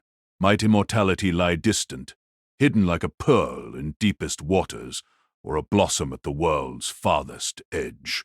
Nights give way to candlelit study, texts are unrolled, fragments pondered. Ancient tales speak of Utnapishtim, the far-faring survivor of a deluge before memory, whom the gods granted life unending. The name resonates like a softly struck gong in the hushed chambers of Gilgamesh's thought. Again and again, in gentle cadence, it returns to him. Utnapishtim, beyond the known seas, beyond mountains where scorpion men guard sunless paths. Each whisper arrives not as clamorous beckoning, but as a faint current tugging a drifting boat towards open water. And so, within the lull of candlelight and the hum of a sleeping palace, a resolve forms, silent, unwavering. Gilgamesh will depart. He will cross forgotten deserts and navigate long, dark tunnels beneath the twin peaks of Mashu. He will seek the one who knows secrets older than the gods' most distant sighs. This pilgrimage will not be born from vain ambition, but from a gentle, aching love that refuses to let Enkidu's memory fade into dust, love that hopes, perhaps to find a gift to share with all who live beneath the sun. Before setting out, Gilgamesh orders a quiet vigil. The people of Uruk gather at dusk bearing lanterns whose glow floats like golden petals upon the evening breeze. From the city's outer wall to the palace gate, they line the streets in reverent silence. The king, dressed not in royal splendor, but in plain woven cloth, carries a simple clay vessel of water. At the heart of the central square, where lilies encircle a small spring, he pours the water into earth and whispers a prayer gentle as mist. It is an offering for Enkidu, that friend whose presence changed a kingdom and left an imprint deeper than time. When the vigil ends and lanterns dim, Gilgamesh retreats to his chamber. There, he kneels before a low table on which rests a lock of Enkidu's hair, tied with fiber of humble reed. He closes his eyes, and the palace becomes quiet as the moon drifting past a cloud. He breathes slowly, letting grief's tide wash in and out. And in that ebb and flow, a steadier heartbeat begins to emerge, soft, patient, purposeful. Morning comes with a pale gold hush. Birds call from fig trees in the courtyard, their songs light and unobtrusive. Servants ready provisions, finely spun linen, flasks of crisp water, and bread sweetened with dates. All is prepared with gentle efficiency, the hush of respect for a king who now steps beyond the realm of rule and into the realm of seeking. As Gilgamesh departs through the eastern gate, the sun rises behind him, painting the walls of Uruk in subdued ochre. He does not turn back, for memory itself walks beside him, whispering Enkidu's laughter in every footfall. Beyond the cultivated fields, a vast plain stretches beneath a tremulous sky, and stillness follows like a loyal companion. Each step is measured, each breath deep and calm. Gilgamesh follows the road less traveled, where wind stirs tall grasses in languid waves. He moves not as conqueror now, but as pilgrim, his sorrow caught upon the breeze, his hope folded gently within the quiet chambers of his heart. And as we, too, rest beneath this star-strewn narration, let us drift alongside him. Let us feel the soft earth beneath worn sandals, the hush of distant horizons, and the promised quiet, almost imperceptible, of undiscovered shores. Peaked mountain, gateway to paths of darkness and seas that mirror the night sky. There waits Utnapishtim, keeper of the flood's ancient story, bearer of truths about life's delicate strand. But for now, we remain within this tranquil pause, this in-between breath of journey begun and journey fulfilled. The grief that once felt jagged has smoothed like river stones beneath slow water, and the pulse of adventure is no thunderclap, but a gentle, steady drum. In the hush of our own dim-lit rooms, let us yield to slumber, knowing that when next we open this tale, we will walk with Gilgamesh through shadowed tunnels, across glittering seas, and under the quiet guardianship of stars that have watched every traveler's path since time first dreamed. So rest easy, dear listener, as the city of Uruk recedes into the tender distance, as the memory of a noble friend guides feet along soft dusted roads, and as the night wraps our hearts in calm expectancy, the next chapter waits just beyond the horizon, as patient and serene as dawn. Close your eyes and drift with the king of old toward the murmuring promise of tomorrow. Softly, like a candle that has just been shielded from the wind, the tumult of grief settles into a quiet glow at the edge of our thoughts. In the chapter that preceded this moment, the mighty Gilgamesh felt the weight of loss more deeply than any test of strength he had ever faced.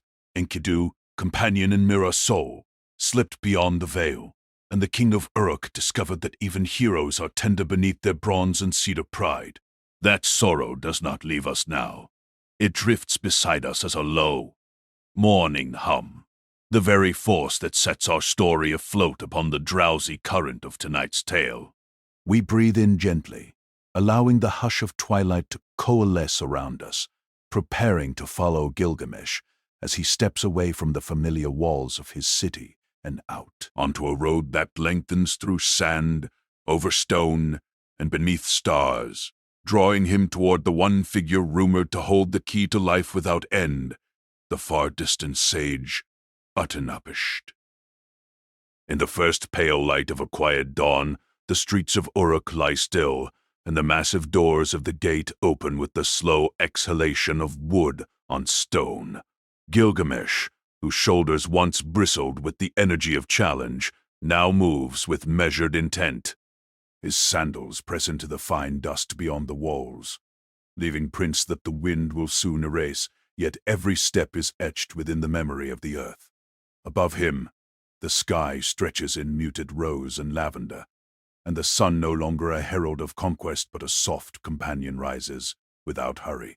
There is no cheering crowd this morning, only the faint rustle of barley in fields turned silvery by dew, and the distant murmur of the Euphrates making its slow way to the sea. We follow at a respectful distance, letting the rhythm of his breath, the cadence of his heartbeat, and the muffled crunch of sand form a lullaby that rocks the senses into a state of deep, gentle listening. Days slide by like pages turned carefully in a treasured book.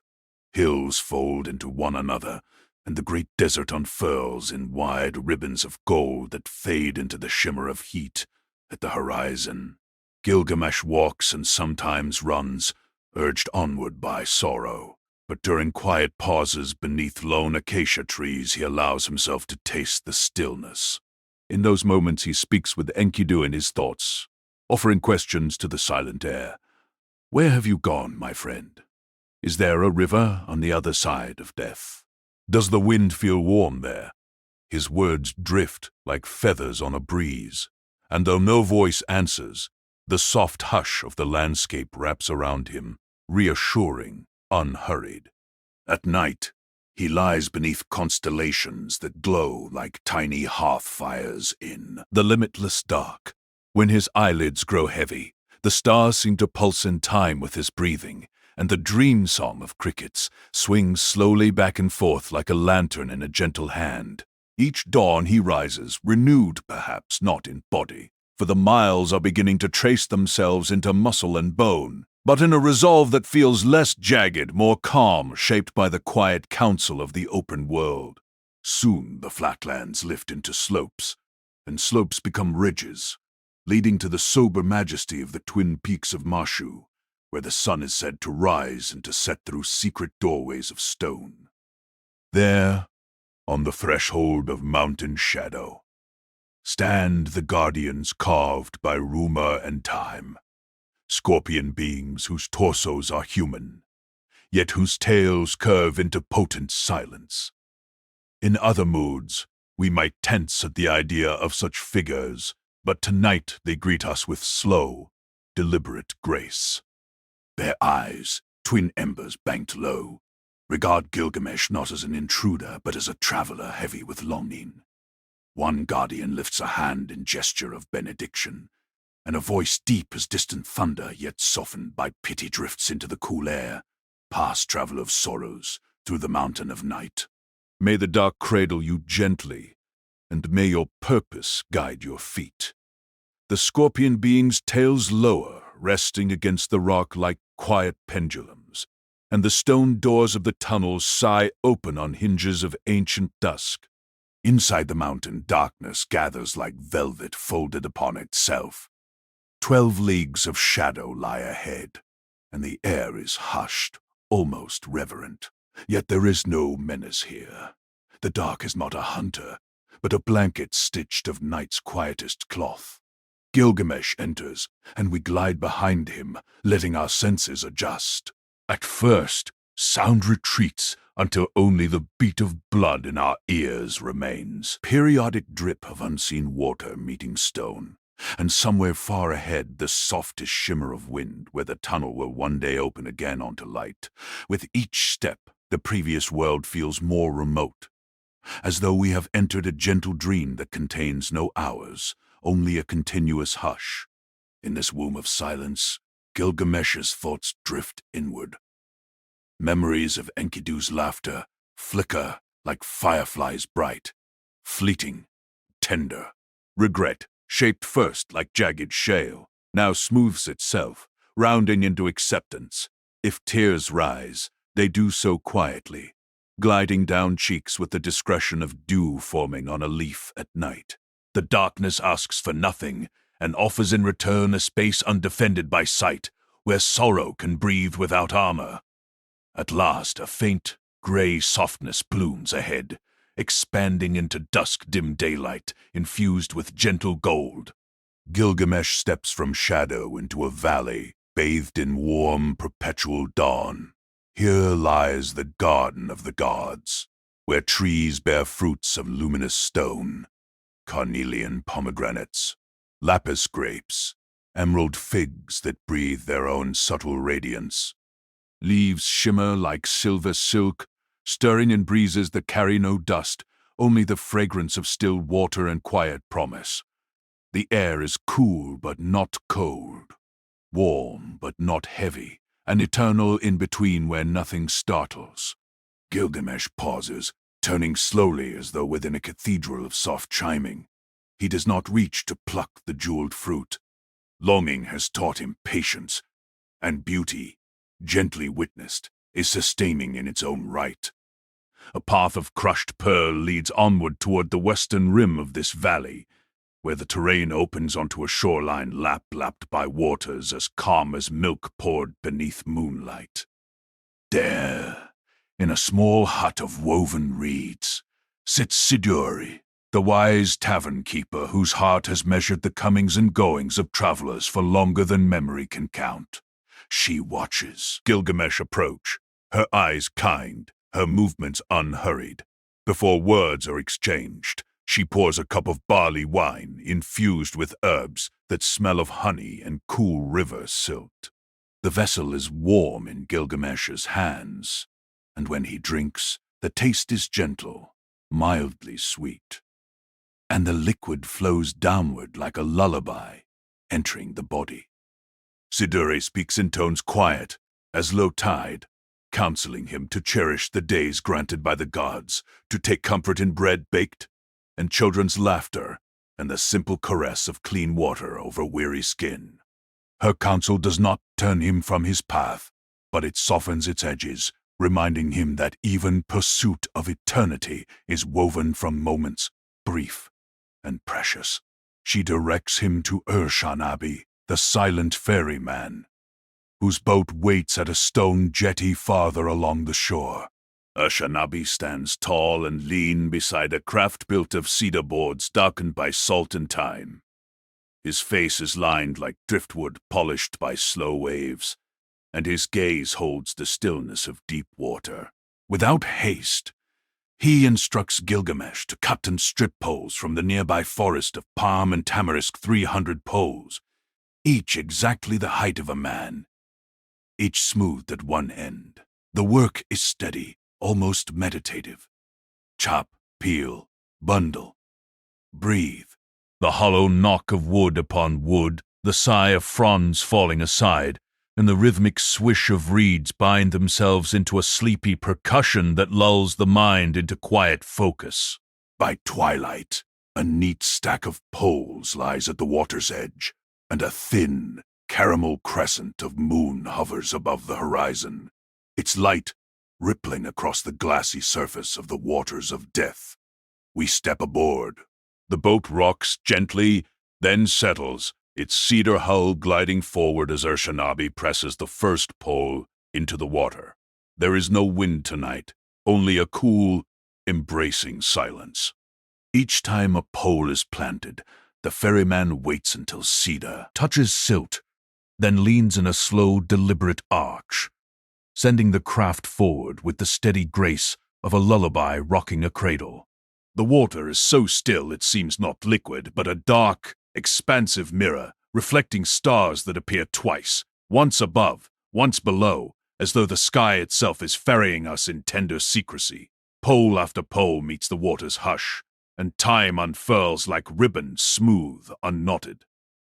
Occasionally, a small ripple fans outward, but it is soft and soon subsides, restoring the sheeted calm. Gilgamesh sits near the bow, hands resting loosely. Eyes half closed, mind drifting in quiet tandem with the boat. Memories of Uruk's bustling markets, of cedar forests echoing with heroic battle, fade into silhouettes, leaving only the present wash of stillness and the faint creak of wood that tells us we are, indeed, moving when the last of the poles has been spent, and still the opposite bank lies beyond reach. Urshanabi unwraps a small folded sail. It blooms like a silent moth beneath starlight, catching a breeze so light it is felt only as the gentlest brush across the cheek. The boat glides onward, scarcely marking the water, as though we are being carried by thought alone. Far ahead, a suggestion of land begins to condense from the night, not a sharp outline, but a gradual deepening of darkness, punctuated by a single pale glow, the hearth of Utnapishtim, keeper of secrets, older than kings or cities. His dwelling rests on the edge of Dilmun, a place where storms rarely visit and where dawns linger, unwound and unhurried, like music drawn endlessly from a single, sustaining note. As the craft draws closer, the air itself seems to breathe more deeply, exhaling the cool aroma of ancient rains and distant cedar groves. Gilgamesh rises, but not abruptly.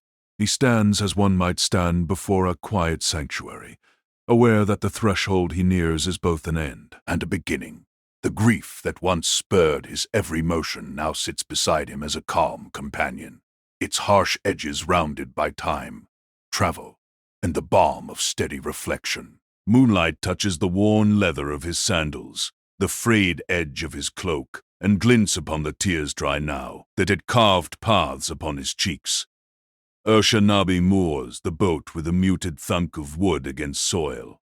No herald greets them, no fanfare breaks the hush, for none is needed in a realm where sound itself appears to walk barefoot.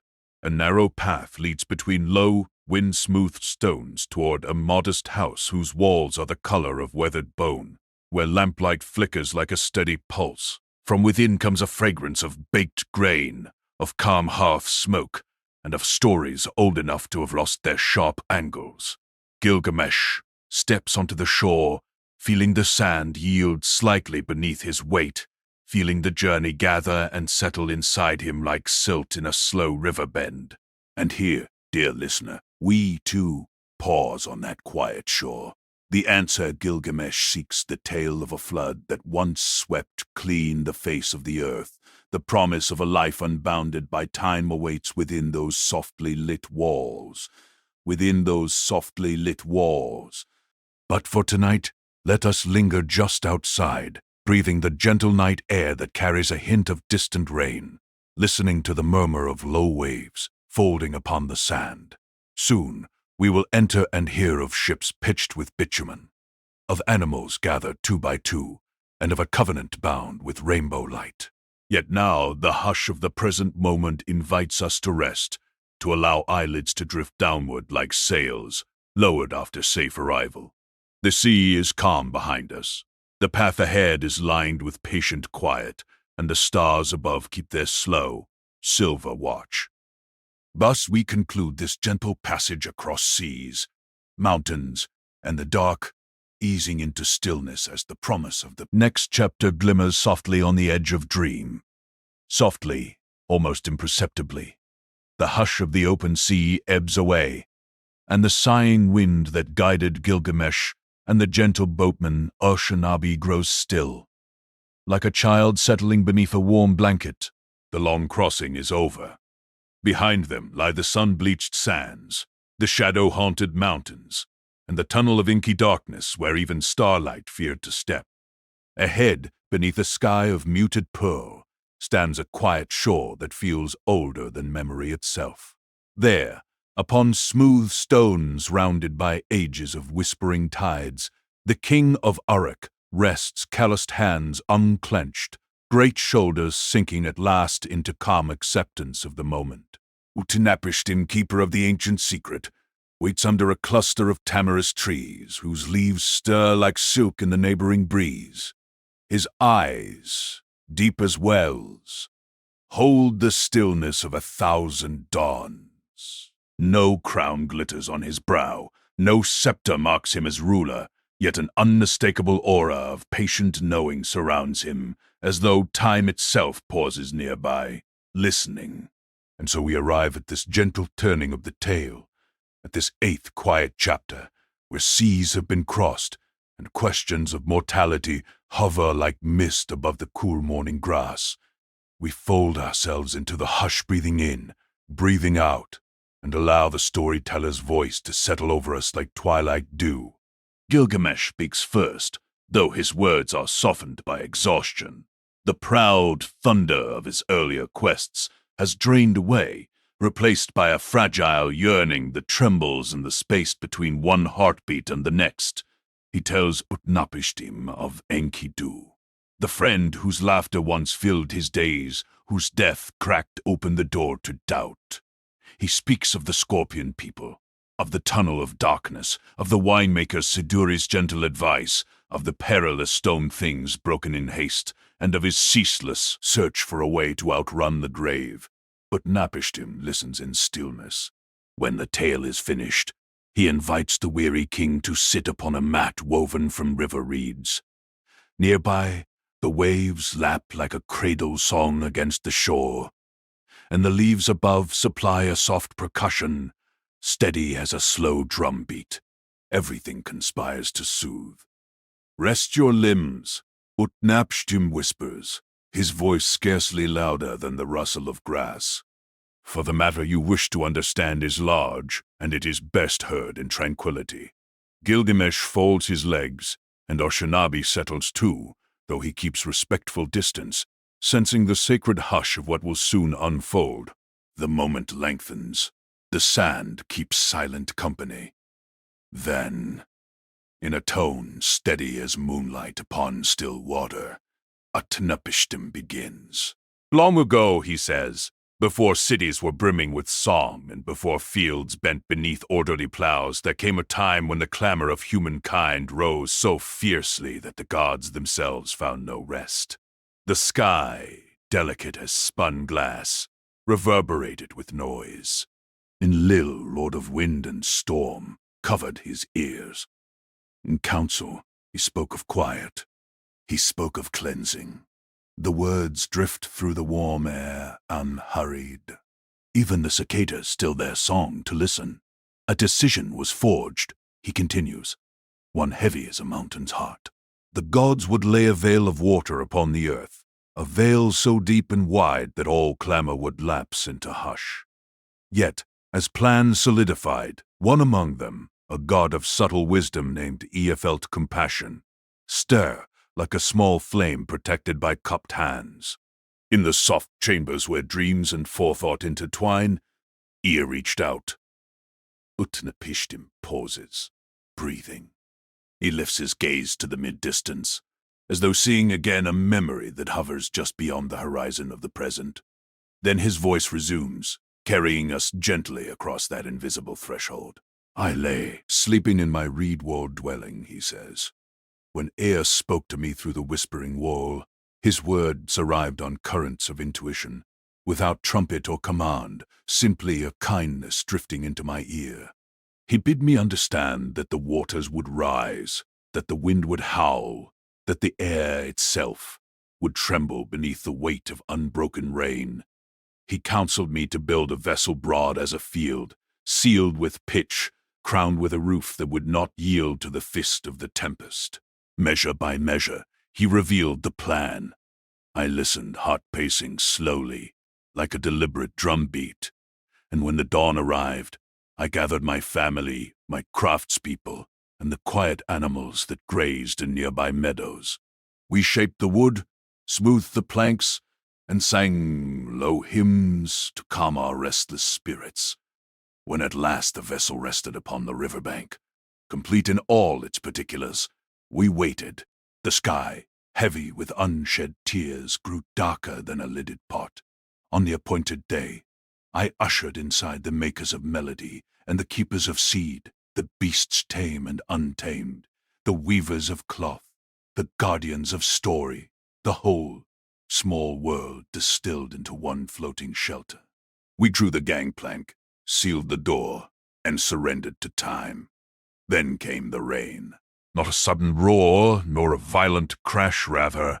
At first, a hush of gentle sorrow, like someone far away weeping into cupped hands. But soon the clouds thickened, and the tears multiplied until they were no longer tears, but an unbroken curtain. Daylight vanished. Thunder walked upon the deep. The rivers broke their banks and poured themselves upon the villages like overturned urns. Houses bowed. Hills dissolved.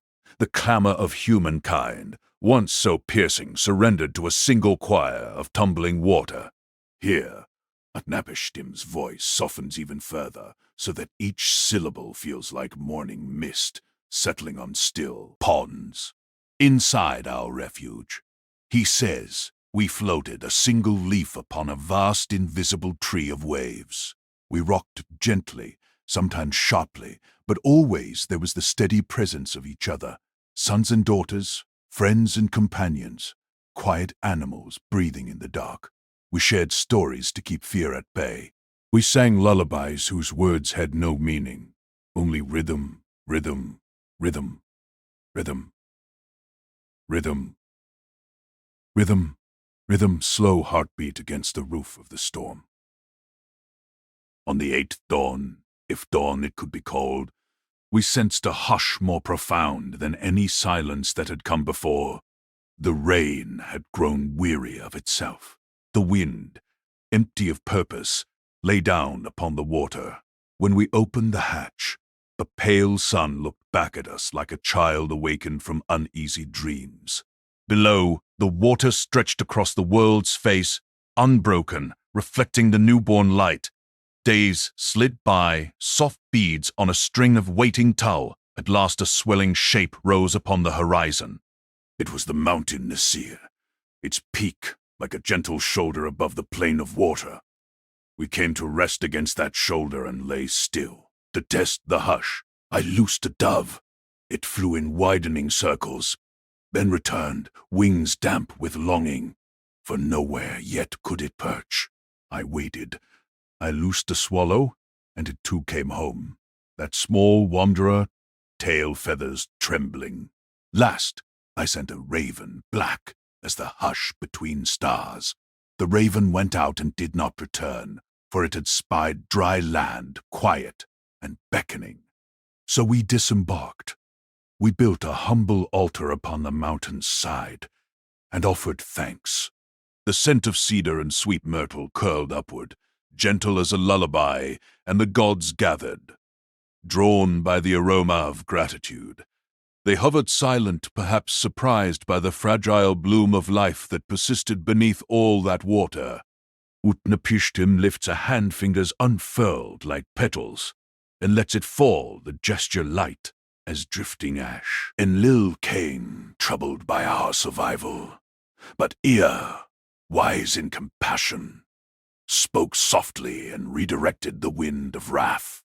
A covenant was formed. Never again would deluge erase the breathing world in such a manner. As for me, and for my beloved wife, We were touched upon the forehead by the unseen palm of immortality. Time loosened its grip. Seasons might turn, empires might rise and fall like sandcastles at the rim of tide, yet our breaths would continue, unspooled and unbroken. That brave Gilgamesh is how my flesh defied decay. Not by daring or conquest, but by sorrow, by obedience to a whisper, and by the grace of the unseen. A hush lingers. Beyond the tamarisk leaves, a heron drifts over the quiet water, wings slow as unfolding dreams. Gilgamesh listens, his warrior's heart beating gently against the story's cradle. The promise of immortality hangs before him, tantalizing as dew on the edge of dawn. He speaks, voice hushed. You have what I seek. Tell me, how may I too be spared the dark door that closed on Enkidu? Utnapishtim regards him kindly, though his eyes harbor a sadness as ancient as the first ebbing tide. It is not a gift that may be handed from palm to palm as one might pass a cup of water, he murmurs. Yet, because your longing is earnest and your journey has been carved by loss, I may test the measure of your desire. Stay awake for 6 days and 7 nights. Prove that your will can guard the gates of consciousness as unblinking stars guard the sky, and perhaps then the secret path will open. Sleep, sly and velvet-footed, is already approaching. Gilgamesh nods with certainty, yet drowsiness unfurls like a slow tide around ankle and knee. He sits upon a stone, spine straight as a spear, but eyelids flutter. Within moments, the mighty king succumbs head bowed, breathing deep and even, the sleep of one who has wandered far and at last found a lull in the storm. With gentle understanding, Utnapishtim's wife kneads dough into tiny loaves. Each day, she sets one beside the slumbering hero. The loaves cool, then stiffen, then gather the faint dust of passing time. By the 7th loaf, their crusts bear witness. Time, like a patient river, cannot be held back by will alone. Utnapishtim wakes the king, and Gilgamesh, blinking, believes only a moment has slipped away, until the loaves reveal the full measure of his surrender to rest. Seeing this, the immortal couple regard him without judgment. They understand the tender gravity of mortal limitation. Utnapishtim speaks quietly to Urshanabi. Bathe him. Dress him in garments new and bright as morning cloud. Let the weight of the road fall from his shoulders, and lead him once more toward the familiar banks of his homeland. So the two friends, king and ferryman, step onto the waiting boat. The river awaits, placid as a mirror. Before the vessel pushes off, Utnapishtim's wife, moved by compassions, whispers to her husband. He nods, and then, soft as falling petals, he calls out, Gilgamesh, though the test has slipped from your grasp, there yet remains a sign of favor beneath the waters. In the depths grows a plant with thorns like rose and fragrance like childhood dawn. Should you take it, boil it, and taste its sap, flesh may renew itself, and age may wander elsewhere for a time. Be wary, yet be hopeful. The path to that plant lies ahead. The hint settles on the air, gentle as a lullaby's final note. Gilgamesh, heart newly stirred, bows in gratitude. Yet even gratitude in this hushed hour is soft-spoken, lest it wake the dreaming earth.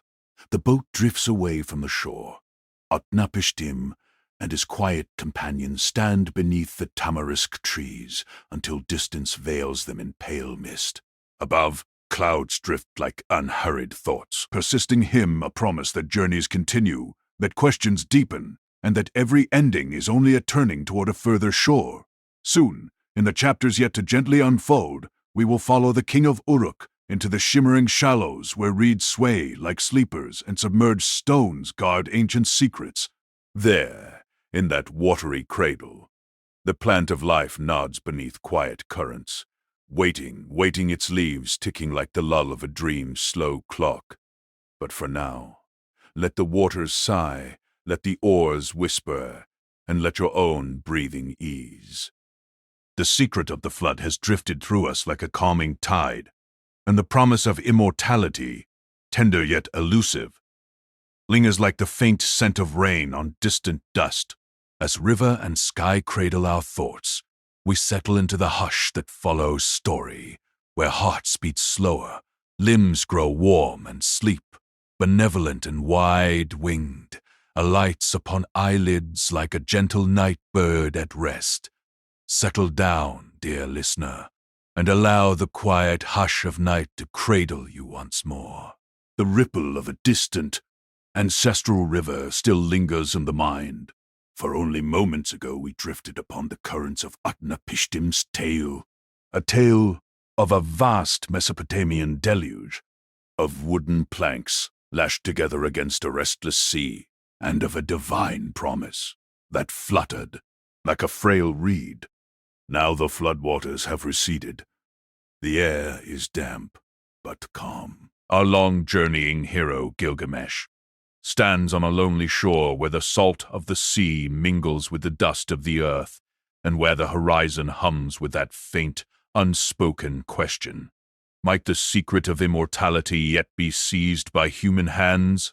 Under a sky slowly tinting from rose to indigo, the king of Uruk breathes a single, measured breath, and the hush of twilight begins to weave a new chapter around him and around us. Along the silver dunes, let us tread lightly, so that not even the starlight is disturbed, and hear the sand sigh beneath our steps. We have left behind the thunder of storms and the cracking of divine judgments. Tonight, only the gentlest susurrus of wind accompanies us, murmuring through grasses that bow in sleep.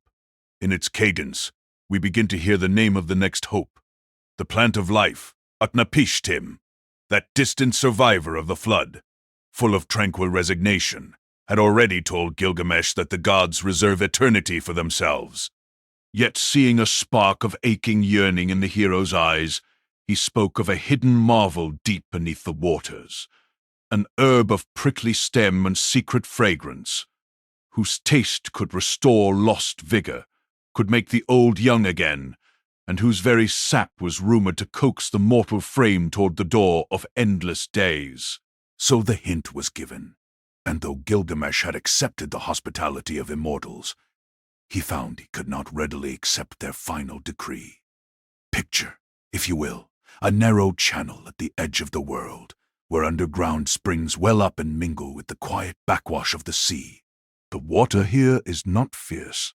It is serene, dark like polished obsidian, yet so clear that if one peers long enough, strange shapes shift across the stony bed.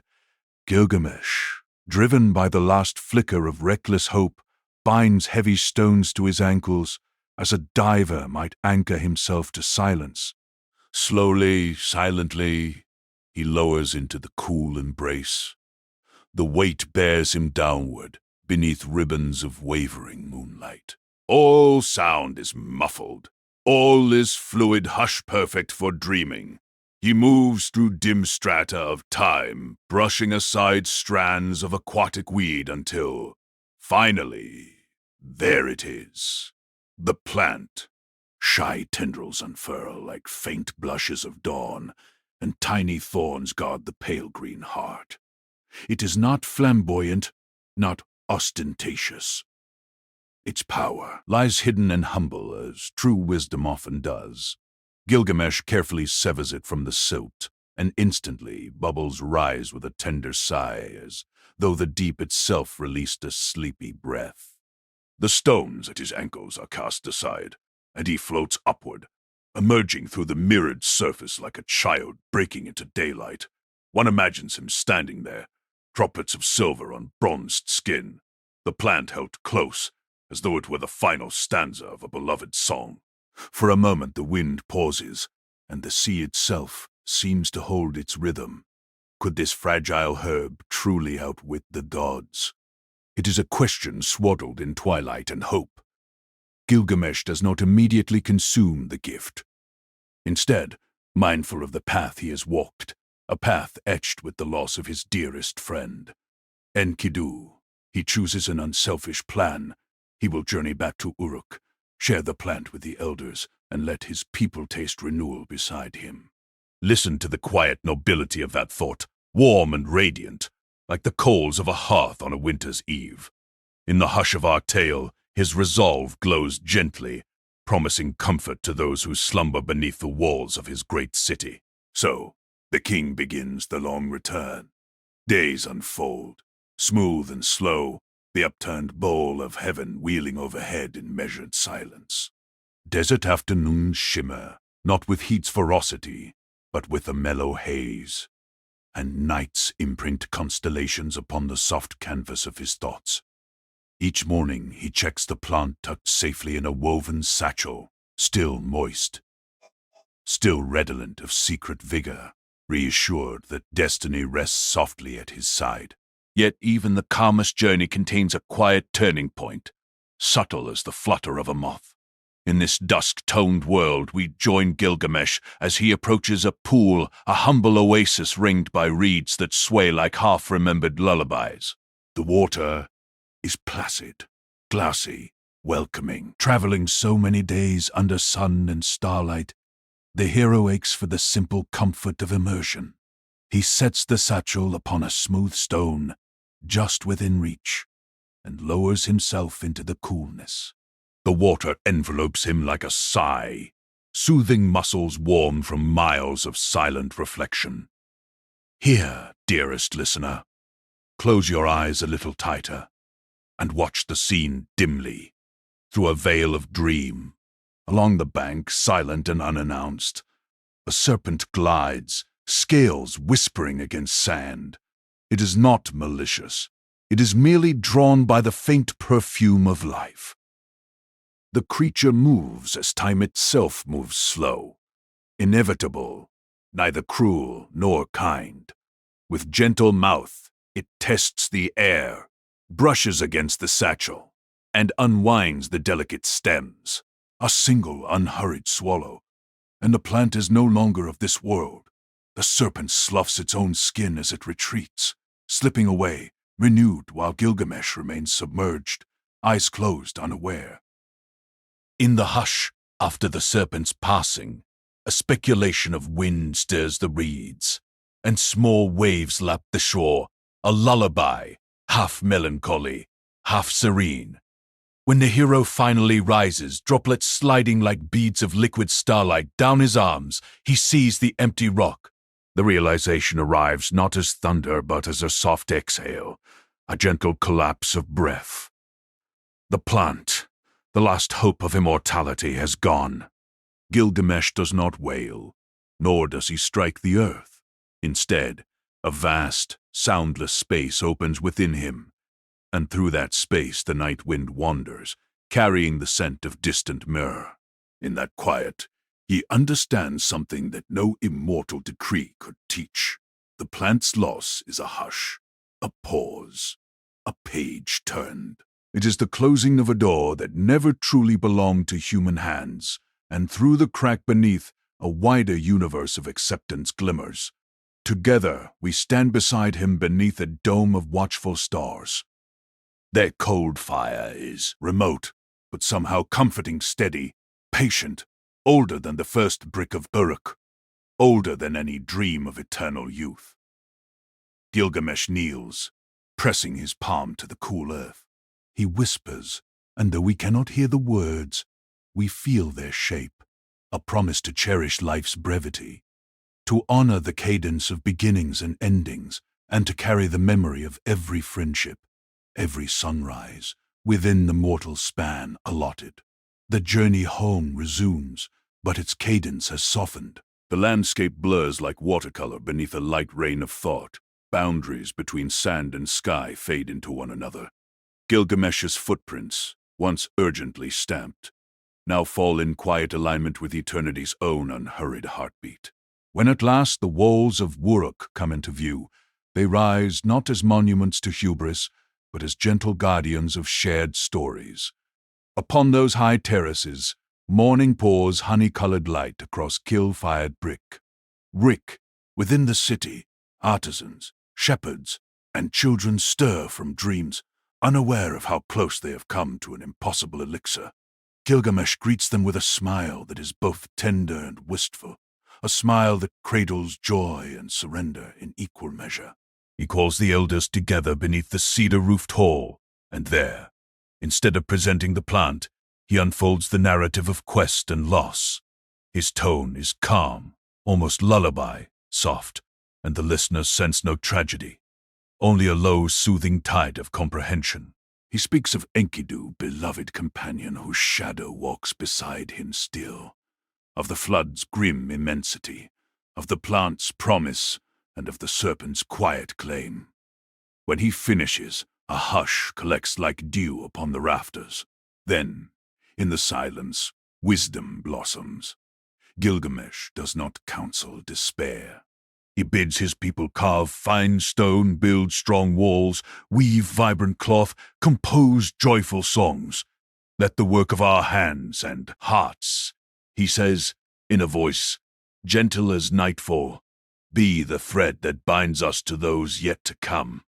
Let every life, however brief, be luminous while it burns. And so we see that mortality, once perceived as a prison, now becomes the very loom upon which meaning is woven. Time slides forward, unhurried. Sunset kisses the Tigris, and lamps are lit in quiet rooms. Somewhere, an infant laughs. Somewhere, an elder hums a tune older than rain. The king of Uruk paces the ramparts, eyes lifted to the scattered lanterns of the sky. Each star seems a story complete, tiny and infinite. A hush settles over the city. It is the hush of beings who know they are finite, and therefore choose to love more fiercely, to rest more deeply. Dear listener, feel the softness of this understanding settling around your shoulders like a velvet cloak. In its folds lie acceptance, and in acceptance there is profound peace. The plant of life is gone, but life itself remains. Green shoots after rainfall, the low murmur of cattle at dawn, the warmth of a friend's hand in yours. These are not eternal in duration. They are eternal in worth.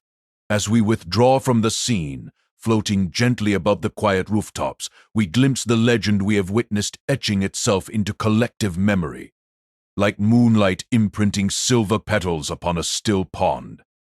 The tale will travel from reed, tablet to parchment, from tongue to ear, through dusty libraries and bright classrooms, across ages yet unborn. Gilgamesh's acceptance will become a lantern for those who fear the dark. And though our eyes grow heavy, we feel a faint stirring, a whisper of curiosity about how these ancient echoes will resonate in future corridors of thought. What songs, what novels, what philosophies might take root in soils far beyond Mesopotamia's reach. In the next gentle chapter, we shall drift toward those ripples, the legacies, unfurling across millennia, the modern hearts that still beat in time with this ancient king.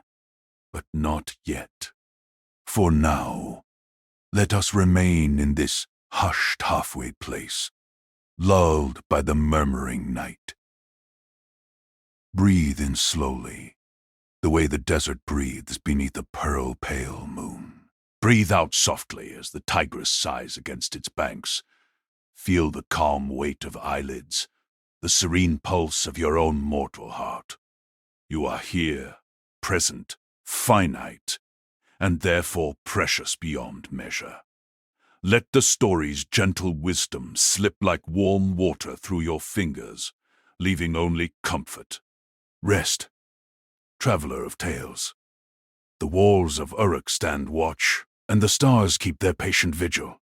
In the silence between one heartbeat and the next, the plant of life unfurls not in the soil, but within the quiet garden of understanding where mortality and meaning bloom together, fragrant and unafraid. Dream peacefully, and when dawn arrives in hushed rose and gold, we shall listen for the echoes that travel onward, softly, softly through the corridors of time.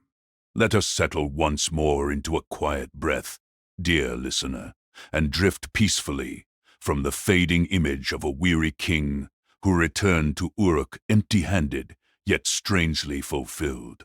In the soft afterglow of the previous chapter, Gilgamesh has already placed the stone of that impossible plant back upon the riverbed of remembrance, and we have heard the gentle splash as hope gave way to understanding.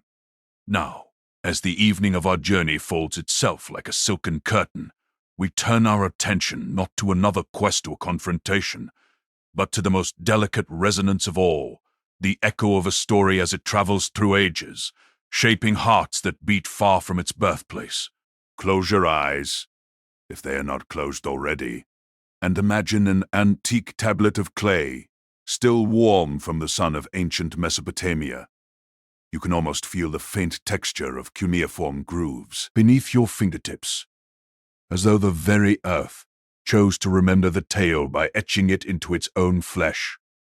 Long after the bustling markets of Uruk fell silent, these little wedges of script continued to murmur the name of Gilgamesh, carrying news of friendship, courage, and mortality to every hand patient enough to brush away dust.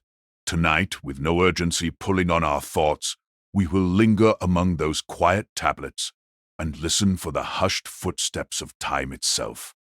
The lamps are small, their flames the color of apricots at dawn.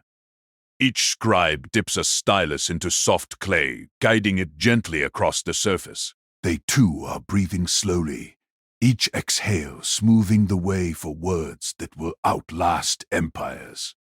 Some tablets bear the story in full, others only shard a single line about a cedar forest or a stormy rage of grief. But even the smallest shard is enough to invite the human spirit into a long, unhurried communion with the past. When these tablets were newly baked, the world was young. Yet something about Gilgamesh's search for enduring meaning felt old even then. And because it felt old, it felt strangely safe, like the sound of water humming over stones in a river that will neither hurry nor halt. People in linen robes paused to hear the tale, nodded in recognition, and carried on. Priests chanted echoes of it in temples, letting the words drift upward like incense. Parents shared shortened versions beside sleeping mats, just as you now listen from the gentle hush of your own resting place. Centuries passed with the patient rhythm of waves brushing ashore. Babylon rose and crumbled. Assyria thundered and quieted. At every turn, the tablets found new homes, in libraries grand and humble. Sometimes they were buried beneath ruins, forgotten by all except the soil. At other times, they were treasured in royal archives, their stories copied anew by careful hands so that no syllable would slip away. Kings who fancied themselves fierce warriors held those tablets close, hoping perhaps to borrow Gilgamesh's audacity. Philosophers pondered them, weighing the paradox of a hero who could not outrun the end that awaits every beating heart. And simple travelers, pausing at desert caravansaries, overheard sung versions of the tale carried on the voices of storytellers who traded words for bread and rest. So let us wander, calmly and without urgency, through those layers of listening. Imagine yourself as a Greek scholar in the library of Pergamon, decades before the Common Era. The air is scented with papyrus glue and flickering lamps. You hear a visiting Babylonian recite a dusty translation, and you tilt your head, recognizing faint harmonies that will one day bloom in Homeric verses. The bravery of Achilles, the bond between Patroclus and his king, the sorrow that shakes vast armies, all of it glimmers like dew on a spider's web, already spun by the earlier hands of Mesopotamian poets. In that hush you realize that stories are gentle travelers, unbothered by borders, happy to dress in new languages so long as they may keep walking. We drift onward, now to medieval Europe, where monks bent over parchment copy manuscripts in chilled scriptoria. Snow gathers silently beyond narrow windows, yet inside, quills move with steady devotion. Among theological treatises, one monk pauses to translate a fragment of the epic into Latin. Unsure why these pagan words draw him so, he only knows that Gilgamesh's lament for Enkidu awakens a soft ache in his chest, reminding him that every friendship, no matter how holy, no matter how fleeting, is a brief candle in the great cathedral of existence. And there, beneath the glow of beeswax candles, the hero from Uruk is welcomed again, his dust joining that of saints and sages. Much later, in the bright, bustling parlors of Victorian England, an archaeologist named George Smith spreads cuneiform fragments on a table and slowly pieces together the flood narrative that will captivate the world. Headlines trumpet an ancient echo of Noah's Ark, and for a moment, history, mythology, and theology lean close to one another in wonder. Yet beneath scholarly excitement lies something gentler, the steady heartbeat of continuity. People gather by firesides to hear the rediscovered verses, soothed by the same rhythms that lulled shepherds under Mesopotamian stars. Now, gently, let us lift the threads of influence into our modern night. Perhaps you recall hearing lines of Gilgamesh woven into contemporary novels, poems, and films. Perhaps a phrase about cedar, or a dream of distant thunder found its way into your classroom or your favorite piece of music. Without fanfare, these echoes remind us that the epic is not a relic sealed in glass, but a living current flowing quietly beneath the surface of art and conversation. Writers borrow its cadence, psychologists ponder its themes of grief, spiritual seekers revisit its wisdom on accepting life's impermanence. And still, the story offers something simpler, softer, a place to rest our shared humanity. When we listen to Gilgamesh mourn Enkidu, we are reminded of every farewell we have whispered in hospital rooms, at airport gates, on windswept beaches. We feel less alone, because somewhere behind us stands an unbroken line of listeners, touched by the same tenderness. The hero's fear of death, his yearning for fame, his slow surrender to the rhythm of ordinary days, these are not the flamboyant fireworks of an age gone by, but the gentle embers glowing in all our nights. Consider, in this hush, how the epic shades our understanding of heroism. In many tales, the hero conquers, gains, and ascends. Gilgamesh instead circles back, hands empty but heart awakened. That circle is the shape of the moon, the turning of seasons, the rhythm of our own inhalations and exhalations. Modern readers, facing a world that often rewards constant striving, may find solace in his eventual stillness. We realize that to stand atop walls we have built breathing quietly, observing the city below, is itself an act of arrival. Listen now to the faint murmur of academic halls where students pore over translations. Some are drawn by the story's vast antiquity, others by the raw emotion painted on those clay tablets. Yet when discussions soften and the classroom empties, each student carries away a personal spark, the reassurance that poetry can outlast stone, that vulnerability lies at the heart of strength, and that legacies are spun from the smallest decisions of everyday compassion. Perhaps we can let our attention slip outward to the digital realm, where the Epic of Gilgamesh flickers on screens across the globe. A reader in Sao Paulo scrolls through a bilingual blog post. A teacher in Nairobi downloads an audio version for her class. A poet in Reykjavik keeps a scanned tablet as a desktop background. Invisible lines of code shuttle the hero's voice through satellites and fiber optic veins, yet the essence remains unhurried, whispers soft. Technology, with all its quicksilver urgency, becomes a cradle for ancient calm. Here, in the glow of your own screen or speaker, you too participate in this gentle relay. Your heartbeat joins those of scribes, monks, archaeologists, and countless unnamed listeners who let the story settle into their evenings. And just as they once smoothed clay or parchment, you now smooth the folds of your bedding and let the weight of the day slide away. Before we slip fully into silence, Let us revisit the silence. Let us revisit the silence. Walls of Uruk one final time. Imagine Gilgamesh standing upon those sturdy ramparts, not as a restless conqueror, but as a quiet guardian of memory. The sun sets in swaths of muted amber. He rests his hands on weathered stone that still holds the warmth of daylight, and he watches candles flicker in doorways below. Families prepare supper, children laugh near open courtyards, and somewhere a lyre begins a slow lullaby. Gilgamesh inhales. The city exhales. Above them both, the sky unfurls, like dark velvet stitched with shy stars. In that sylvan dusk, we sense the real legacy of the epic. Neither kingly power nor supernatural feats, but the subtle art of noticing life in its ordinary glow.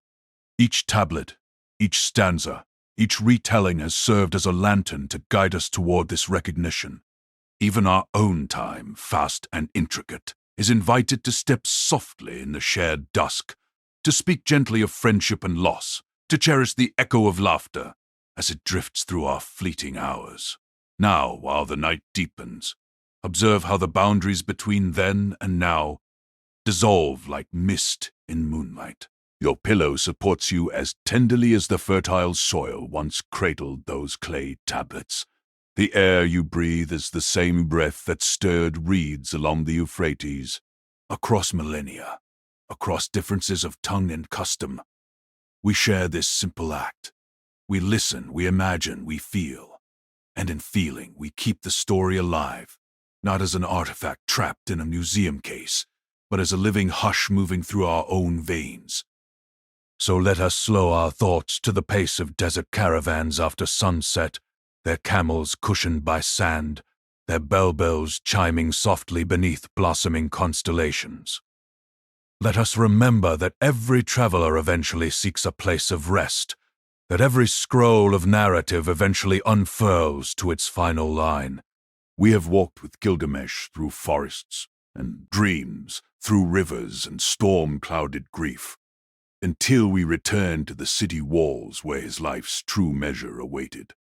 And now we have followed the whispers of his footsteps far beyond Uruk, into libraries, monasteries, lecture halls, and glowing screens, until at last those whispers find you here, in the hush of your own night.